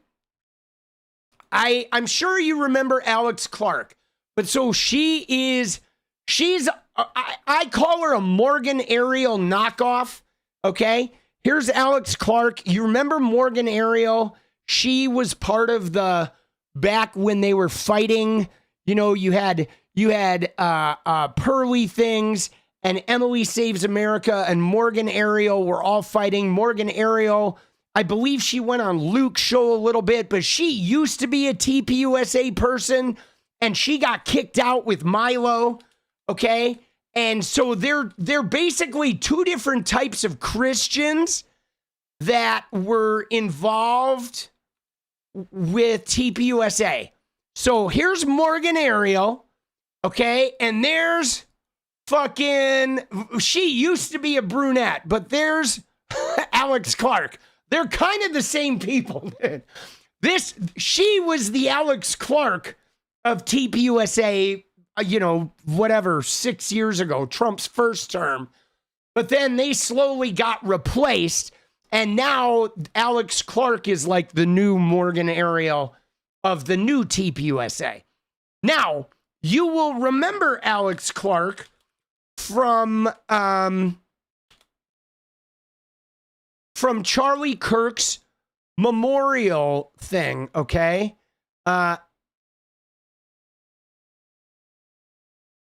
From this, okay? Right after Charlie Kirk was shot, Alex Clark went and did this spread in the Wall Street Journal. And she fucking had a photo taken in front of her with the fucking Charlie Kirk memorial behind her. But you notice she's standing in front of Charlie and she's like all defiant. Okay. And yes, these were, so Morgan Ariel was one of the girls arguing over 𝗙𝗎𝗄𝗎𝗍𝒻𝗎𝗄 getting fingered in the TPUSA lobby. Now, let me just give you a rundown here. Okay. Because I think this is important. Because this is kind of what we were talking about the different levels of Christianity. Because there's a war, guys, in TPUSA about the type of Christian you are. All right? Where Morgan Ariel and some of these other early people got booted out of TPUSA because they were like saying TPUSA's not being real Christians. Like Morgan Ariel and her group of Christians were saying, dude, TPUSA, everybody's getting drunk. They're having sex with each other. They're fingering each other in the lobbies. They're not behaving in a Christian way. They're actually like young people living like Hollywood stars. And we're upset by this. And then Charlie Kirk and everybody like kicked all these people out. Okay. So there's like a group of even more like extreme Christians that were like Morgan Ariel that were mad at these guys saying these guys are all just getting drunk and fucking each other. Okay. Right. And I mean, dude, TPUSA was kind of known for this. Benny Johnson is banging all the boys. Benny Johnson's wife is getting serviced by people. The ravenous Mossy Bank. I mean, they're like TPUSA and the right-wing youth movement were really like hard drinking, like sexual fucking freaks that were all pretending to be moral. And that's why they're supporting people like Donald Trump and Ken Paxton and all these people, because they're all hypocrites. Okay. They're all degenerate party people that are pretending to be Christians. You know, so there's this like battle going on. Dude, Benny's banned? All right. You know what I mean? And I mean, dude, it is pretty wild. But anyway, so Alex Clark became this sort of like warrior person. Now, a lot of this is suspect, guys, because if you go to Alex Clark's, she has a podcast, a YouTube podcast called 𝗙𝗆𝗆𝗏𝗙𝗅𝗍𝒑𝒠𝗅𝗍𝒑. It's quite possibly the worst fucking, the worst name ever. Okay, here's her podcast, dude. Dude, look. Dude, what is this photo? She's like looking over her shoulder like, oh, 𝗙𝗆𝗆𝗆𝗏𝗍𝒑𝒠𝗅𝗍𝒑. With Alex Clark. Dude, that is the worst. Sponsored by 𝗍𝗽𝗽. Like, what the fuck is 𝗍𝗽𝗽, dude? What? I'm afraid to find out what this is. We don't treat sickness. We solve what causes it. It's like 𝗍𝗽𝗽 tests 100 biomarkers. Oh my God, this is some RFK Jr. shit. Like, buy our tests and find out if you're sick. Dude, these people are crazy. So look at it though. This is, I believe this is connected to the Maga craziness, because look at what it says. It says 𝗙𝗆𝗆𝗆𝗆𝗅𝗍𝒑 with Alex Clark is a health and wellness podcast where each guest provides their own remedy to heal a sick culture, physically, emotionally, and spiritually. So this is emerging, guys, of like the Maga shit with the crazy evangelical Christianity. Okay? Now, what's wild about this is, look at this, dude. They have a video that came out 15 hours ago that has 2,000 views. Okay? Right? And like, but guys, look at this shit, bro. She has 786,000 subscribers. Right? That means every video she makes should be getting like 70,000 views. And on the low end, it should be getting like 35,000. Okay? But if you look at her videos are, a lot of them are getting like 10,000, okay? 8,000, right? I mean, 5,000.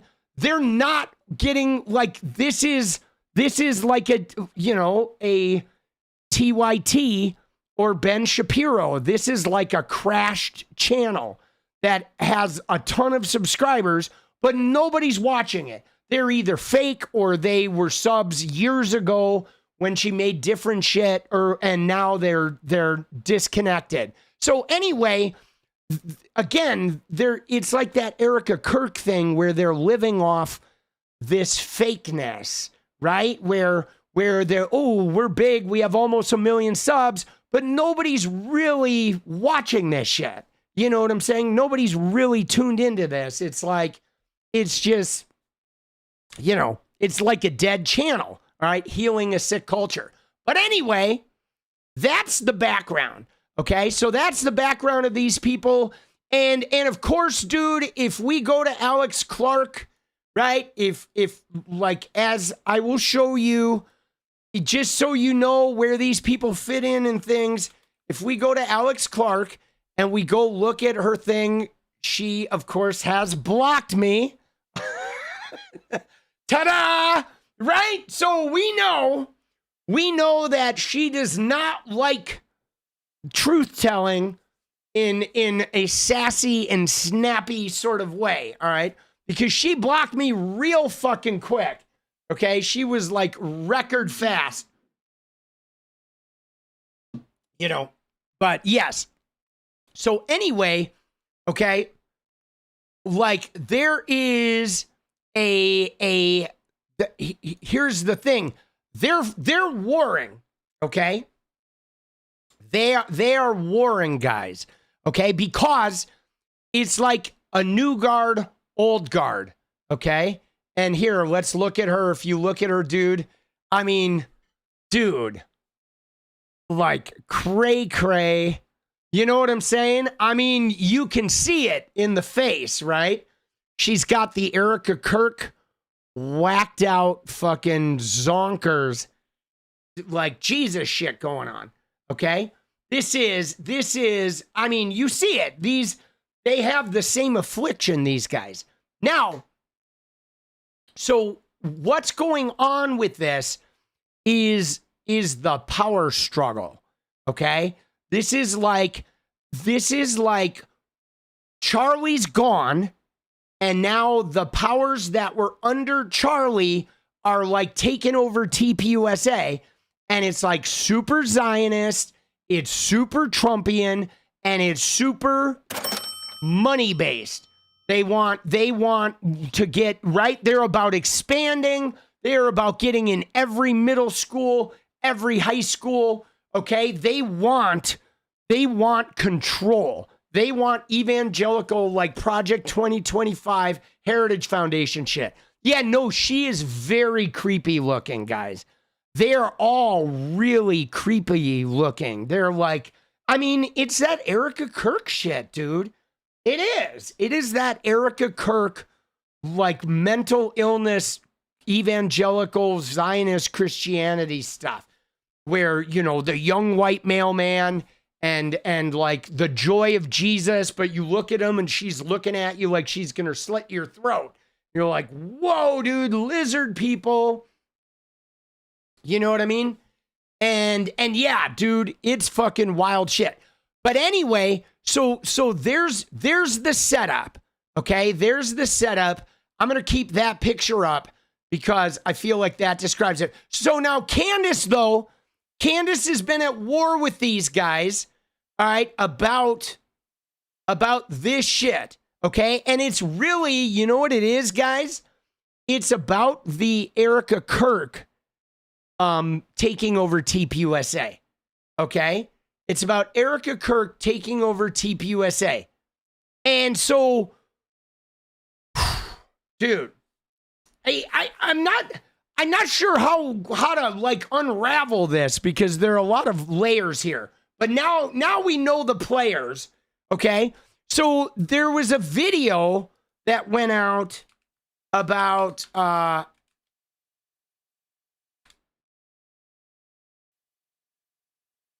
okay. Here's the video. All right? So there is this video, Charlie naming the Turning Point fucking successor. Okay? Being a Christian makes me a very different woman. Be the woman that your future husband deserves. Be the woman that God wants you to be. You're around people that are pouring into you, that are loving on you, that are a conducive environment for you to be the person that you need to be.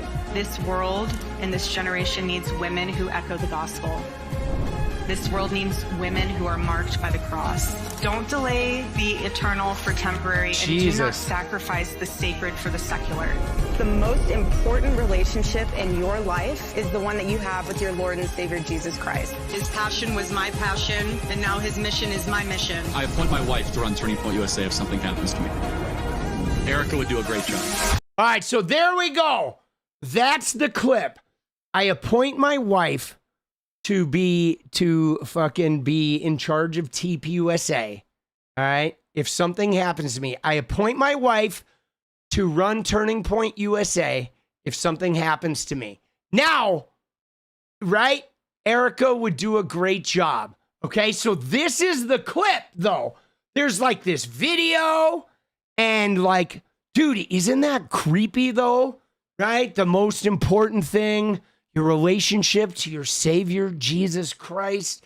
Oh, dude, this is like batshit, bro. Yo, Erika. Dude, political punk here. You are creeping us out. Marked by the cross, right? The only thing that matters, your Savior, Jesus Christ. Dude, and you're wearing like a pink doily? Like, what the fuck, bro? You're freaking us out. All right? Fuck you. Bye-bye. Dude, marked by the cross? I mean, that shit is just weird, guys. That's like branding, you know? And then the fucking, like, why are they talking about the joy of Jesus? But anyway, So the problem we have here, guys, is that people are insisting that like this is being presented, this little snippet is being presented by Erika Kirk as like, hey man, Charlie wanted me to take over the company. And so they've been fighting about this. Okay, they've been fighting about that snippet. And Candace Owens says here, right? Here's what she says. She says, you guys are some of the dumbest people in the world to not consider. All right, let's just read this. All right. She says, you guys are some of the dumbest people in the world to not consider that I've been sitting on Charlie's Aspen video for the last 7 months. I am light years ahead of you toothless cogs who deserve nothing but the resentment you have earned from the entire world. Since you are now shamelessly attempting to use an out-of-context text from 2021 to pretend that Charlie wanted to change the event from a Young Women's Leadership Conference to a BoomerCon Nagfest, here is the relevant portion from his Aspen donor event captured just 3 weeks before he died, where he carefully laid out his vision for the organization for over 2 hours. Please note Charlie's explanation that the past and future vision was for young women to gather at the Young Women's Leadership Summit, but I'm sure he changed his mind a week later. Now, part of this is about like what was going on in the most recent leadership summit. Okay, they changed it to the Women's Leadership Summit and the one that just happened, and it was all like old women. Okay, let's look at the statement here.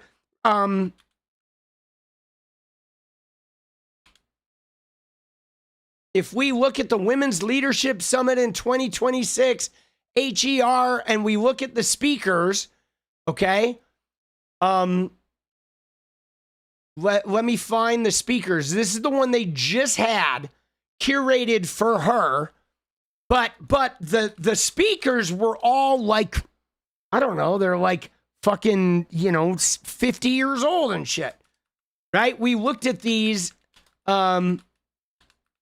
before. Okay, we looked at this before. I mean, if you look at the images, guys, most of these are like older women. Okay, they're mostly older women. Now this is a real problem. They didn't show a lot of crowd shots at this thing, and the speakers at this thing were like fucking old. Okay, the speakers. Let me find the speakers.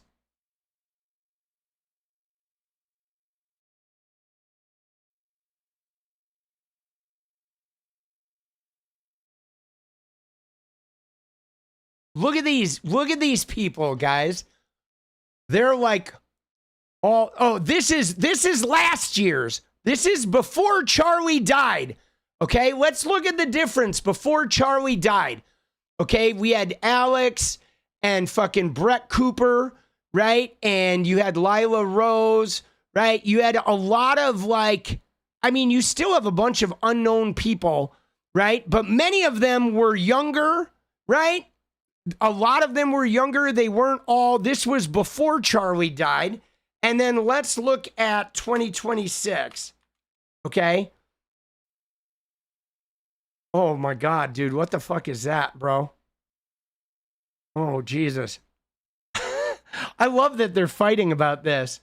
You don't know any of those fools? Dude, you don't want to know any of these fools. Trust me when I say this. Okay. Oh my God. There's Alex Clark again, dude. There she is. She's so crazy. Dude, where is that fucking lineup?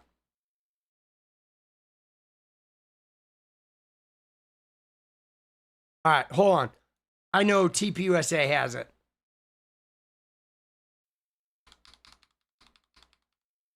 Dude, yeah, there she is, right? There she is, but fucking... Oh, these people are so creepy, guys. The Real Housewives of Gilead. Dude, it's so true.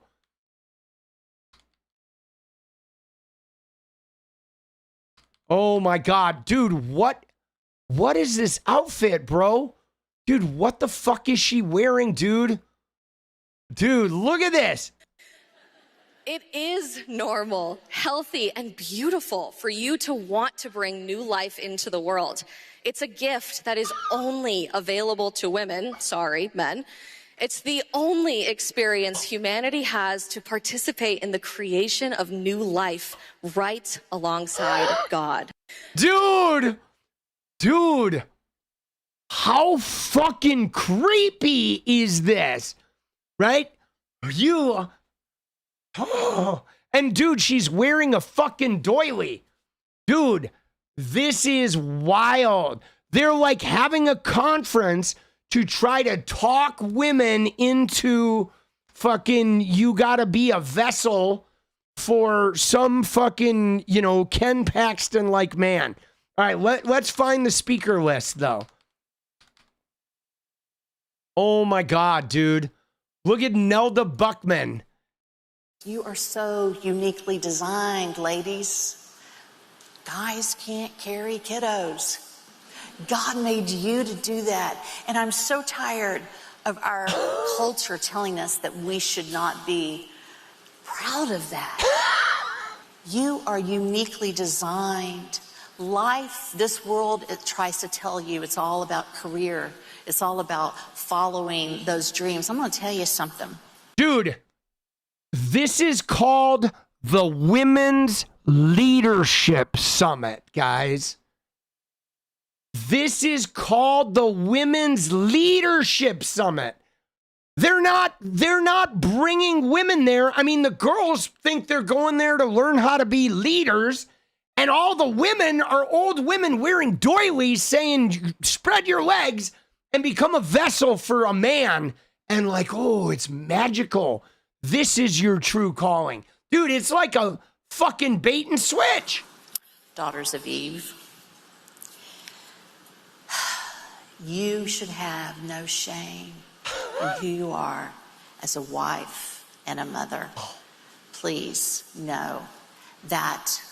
Dude, please know that I have, like, is she pregnant now or what, dude? What is she? Dude, isn't that wild? So, all right. So now, guys, as you might imagine, there are, right? Yeah, no. It's called the Women's Leadership Summit, WLS. Okay? You should have no shame in who you are as a wife and mother. Okay? This is fucking pretty wild. Okay? So this is why there's like some revolt. Okay? Because it's creepy, guys. It is creepy. Right? And then here's our Alex Clark. I'm the kind of person that you're looking for. Okay, so here is my Charlie Kirk hard truth moment, right? Do you want happy talk or do you want the real truth? When you picture your future husband, are you picturing an overweight slob who never sees daylight and spends 14 hours a day online and has no real world community whatsoever? Probably not. Now ask yourself, would you want to... Dude, she just described like most of the Republican Party right there, dude. Dude, isn't that weird? Like, that's like all MAGA men. You remember the young Republicans? Remember these guys? Dude, remember these dudes? Where are they?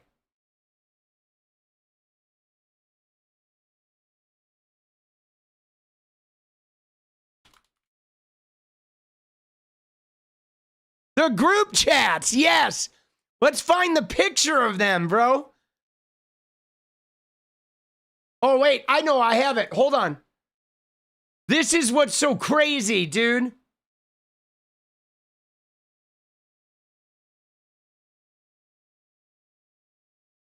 Here it is. Dude! Probably not. Dude, there they are. Look at them. They are literally just the turds she described, bro. Like, oh, yeah. Oh, look at that. Jesus, dude. Right? That's the fucking young Republicans right there. right? Marry you? I know. Nobody likes that question. But it's a good question. So stop asking, where is he? And start asking, who am I becoming? The goal is not to find a perfect person. The goal is to become a faithful one. Dude, the goal is to become a faithful one, right? But you see that? They're trying to train women to be faithful and obedient. And right, guys, this is the Christian system. It's just oppression, obedience, right? Dude, that voice is crazy. And now you see why her podcast is like in the shitter, because nobody is going to listen to that fucking voice, bro, for hours at a time. But anyway, I guess I don't even have to find the fucking... I'll find the thing just for the sake of finding it. But here we go. So here's this year's fucking, right? This year's confirmed speakers were like 40s, 50s, right? All these women are like older. Dude, Tammy Peterson, Karen Duddleson. Dude, Nelda Buckman, that's the one who was wearing the fucking 𝗙ecie𝗶𝗹𝗀 outfit. But they're all like old women and shit. Okay? And so they've been brawling about fucking Charlie Kirk's video about, giving Erika Kirk the company, and about the movement, becoming this older, go have kids and be faithful and fucking be a birthing vessel and make white babies, white Christian babies, right? So we can be, again, their God is all they're fucking serving, right? Elf says, my girlfriend wears scrubs. We know we agreed to never have a problem with not having kids. We want to be professional musicians and a cardiologist. Let's go. Dude, let's go, baby. All right, so let's watch this clip from fucking Candace. Also this summer, we hosted our Young Women's Leadership Summit. There's big concern. Who's going to do something to win over young women? We've been doing this for 10 years, everybody. For a decade, we've had tens of thousands of young conservative women that have been trained and that are now, they're running for Congress. They are running state representative campaigns. They're CEO of companies. They're moms. They're leaders in their community, in their church. Largest ever Young Women's Leadership Summit. This was back in June. 3,000 young women attended in Dallas, Texas. Here's a little summary. But see, again, right? I think it's always been about the bait and switch, okay? It's always been about the bait and switch, right? And then, like, they changed it from Young Women's Leadership Summit to Women's Leadership Summit. But what they're doing is they're trying to get women there to learn how to be Congress people and CEOs and whatnot, religious women. But then they get there and it's like, be a vessel.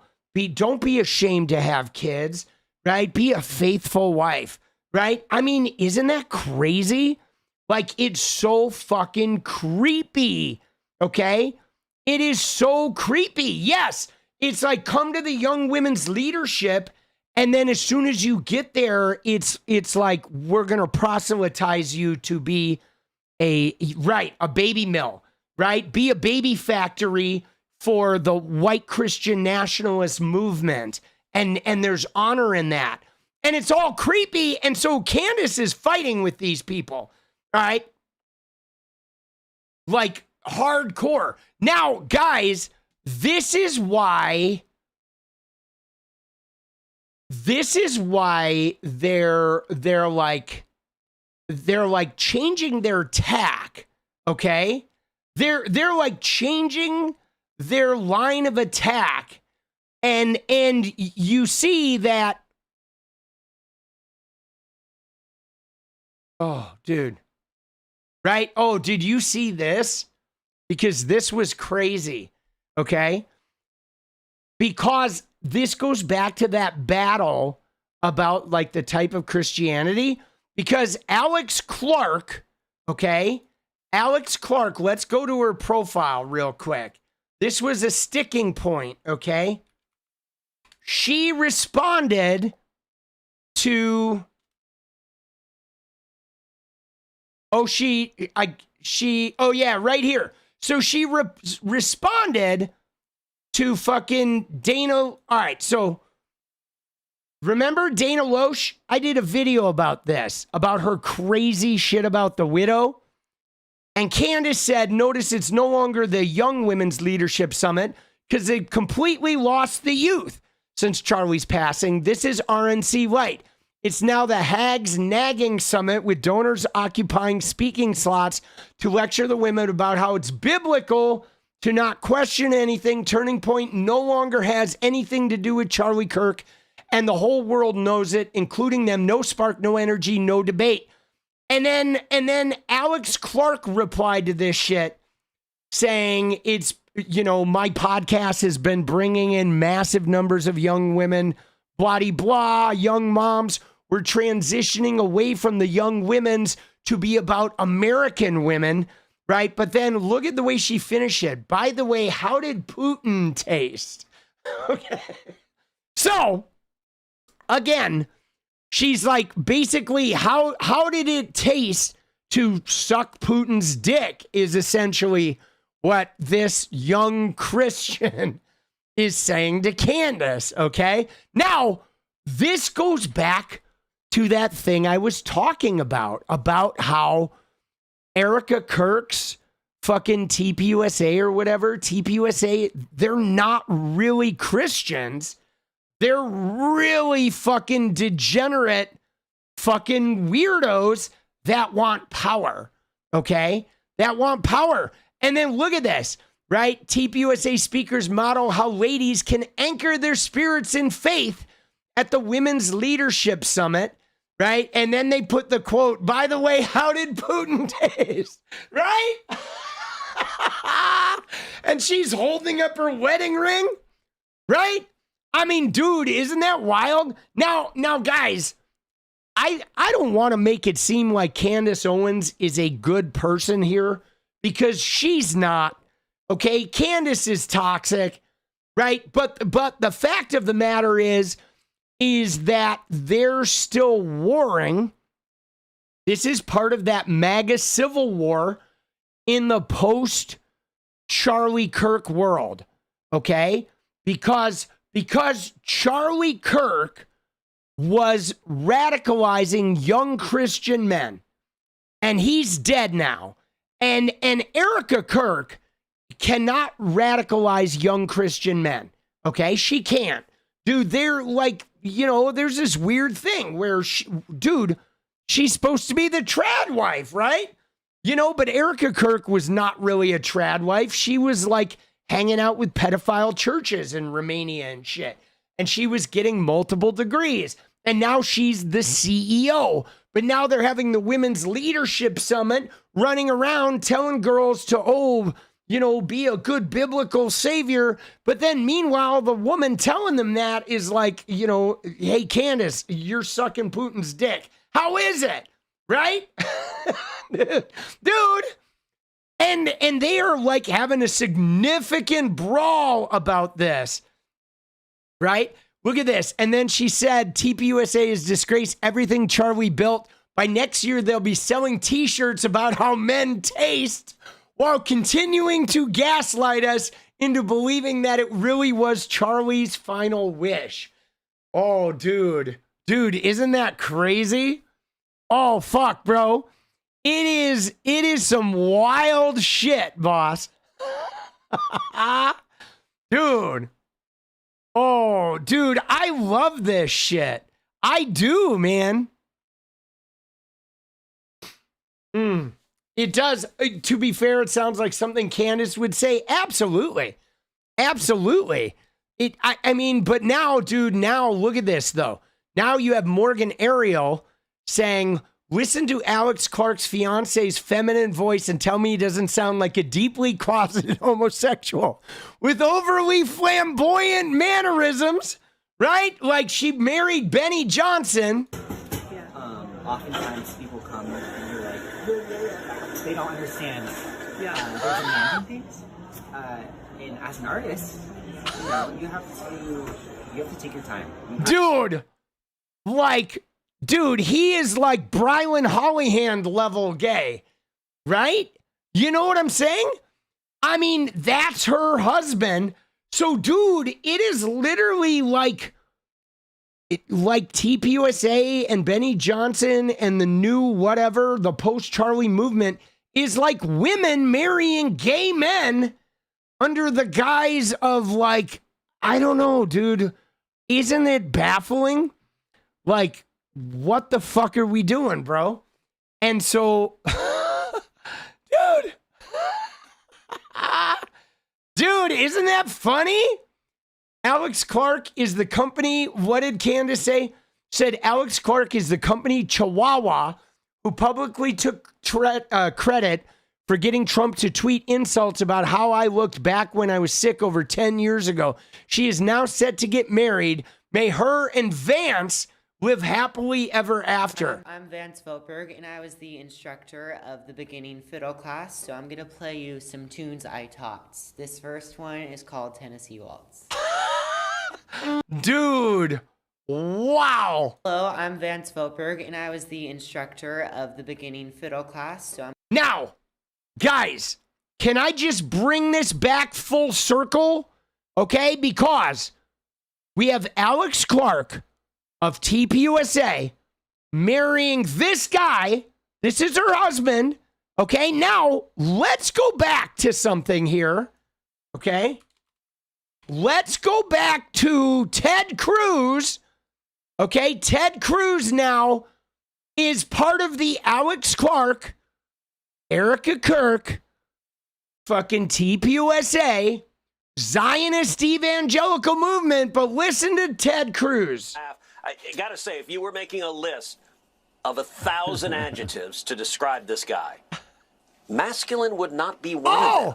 He's talking about James Talarico not being masculine, but like, here's the guys in Ted Cruz's movement. Hello, I'm Vance Veltberg, and I was the instructor of the beginning fiddle class, so I'm going to play you some tunes I taught. Dude. Like, whoa, bro. Dude, masculine, dude. Isn't that wild? Dude, yes, dude, he does. This guy does make Talarico look like The Rock, bro. Oh, my God. Isn't that funny? Like, that shit is wild, dude. That's their war, though, guys. Oh.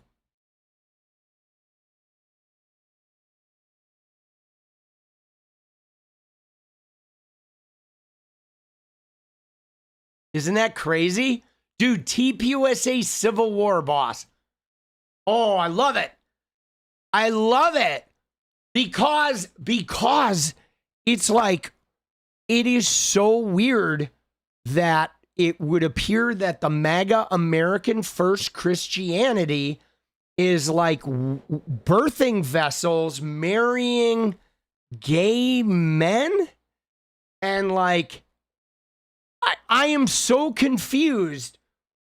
Like, I am, while simultaneously, like, trying to proselytize some type of, like, manhood that men need to obtain, something very strange is going on.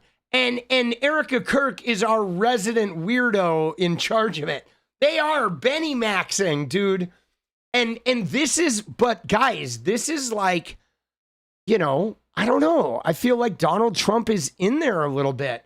His, you know, look at the way he talks about like Jackson Dart and Arnold Palmer's penis. And like, he's always like oohing and ahhing over some guy. And there's been plenty of allegations.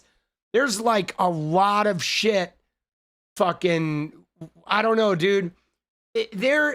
While they are simultaneously attacking transgender people, you know, they're being called beards. Oh, they're definitely beards. That beard, that's the name for it. But yeah, dude, And meanwhile, though, remember Sarah Stock was having an affair with fucking Elijah Schaffer. So they're all like, I don't know, dude. I think they're all fucking each other while their young white male men are like, you know. Dude, it's weird, bro. It is some weird shit, boss.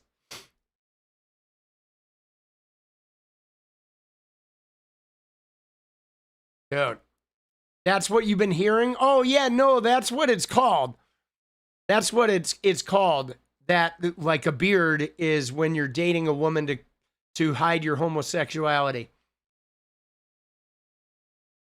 Oh, man, dude. This shit is funny, bro. This shit is funny.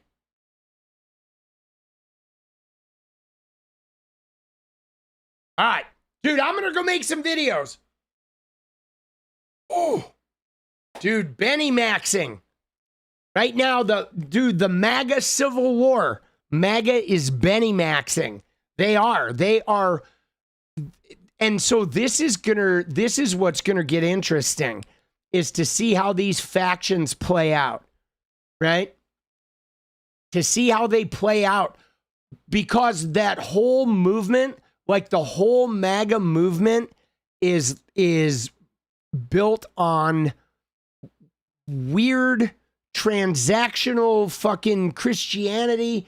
And they're all like becoming millionaires from these Christian, like evangelical Christian donors. But guys, when you look at these evangelical Christians, even the guys who started Turning Point, okay, let me just look at this real quick.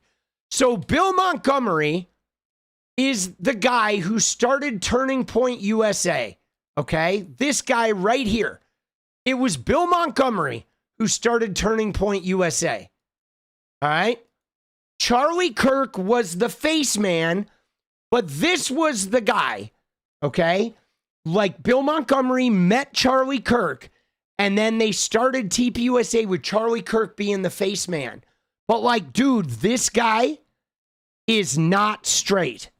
Okay. There's no fucking way that when you look at Bill Montgomery, this guy, dude, this guy is not straight, bro. Okay? There's no fucking way, dude. All right? No way, bro. And then you look at the other guy who funded it was Foster Friess.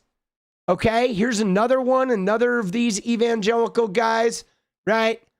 Bro, they're all fucking closeted, bro. Every one of these guys is closeted, dude. Every single one of them, dude.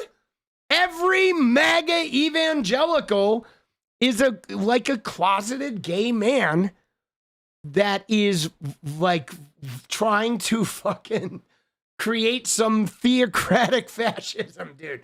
They're like all Peter Thiel, dude. I mean, if you look at them, they're all like the same guy, dude.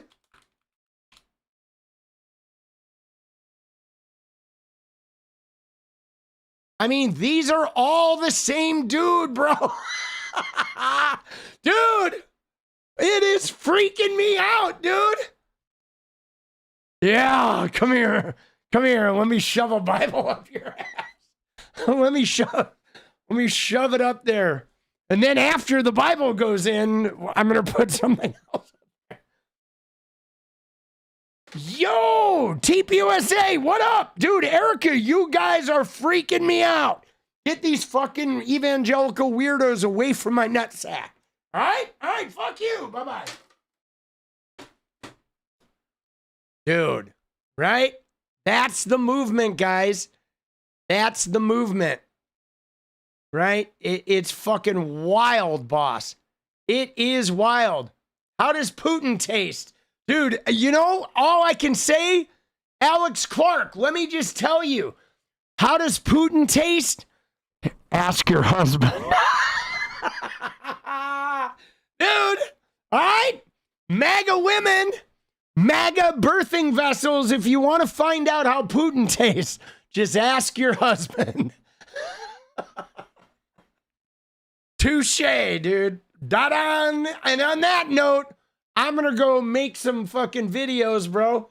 Dude, Putin is in the club, bro. Dude, Putin and Benny are fucking... are giving each other prostate exams in the bathroom. I'm sorry. Yo! Yeah, Erika Kirk, please. Erika, it's Political Punk. How you doing? So I'm at the TPUSA event, and I'm wondering, why is Benny Johnson giving rectal exams in the men's room? What's going on with that? Why are him and all of the TPUSA men trying to look for polyps in the men's room? All right, that's a little weird. All right, you didn't tell me I was getting a colonoscopy at the TPUSA event. All right, I'm going to take a rain check. You guys are being weird. All right, fuck you. Bye-bye. Jesus. All right, dude, let's go. Let's go. All right, you ready? Dude, it's time. It is time. I'm going to go make some videos. I love you guys. Thank you for being here on a wild night of adventure. Dude, that video, I don't even know what that video is going to be, dude. That shit is crazy, bro. They are Benny Maxing. Dude, do I like movies about gladiators? Dude, my favorite movies are the gladiator movies. All right, let's go. Oh, shit, dude, we went long. Dude, Candace got us all going. Yeah, no, I know, dude. JD Vance was very suspect. All of them are suspect. But now it's time. Dance party. Let's go. You've earned it. We've earned it.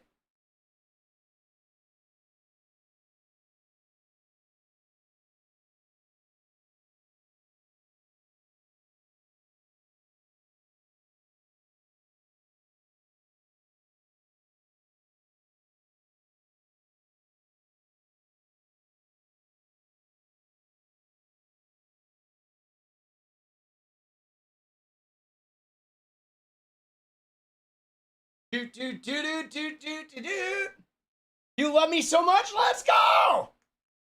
Love you too, boss. All right. It's time for a little deja vu. Let's go. Let's get it going.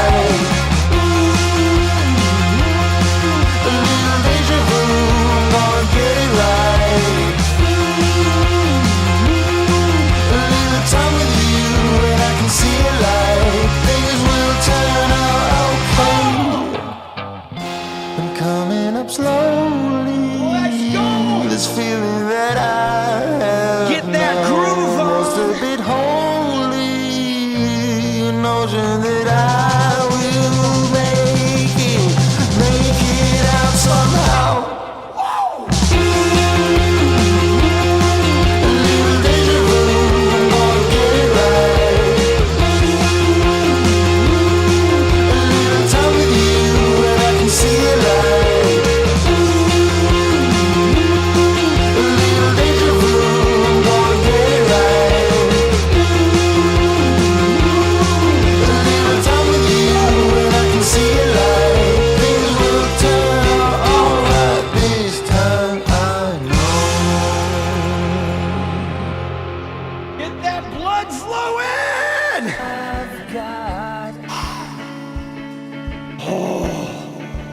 Dude, I'm out of breath, boss.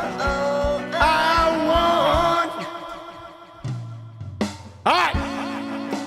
I will see you guys tomorrow. Take care of yourselves.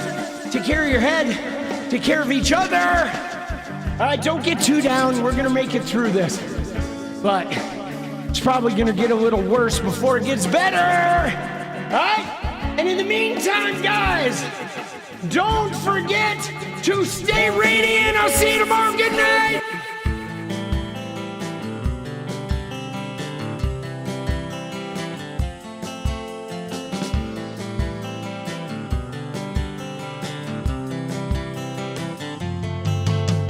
Hey, I just want to change the world. I just want the perfect girl. I don't want to hang around, I'd rather be found. It gets better, I wonder, my pleasure together. Everyone's waiting, anticipating.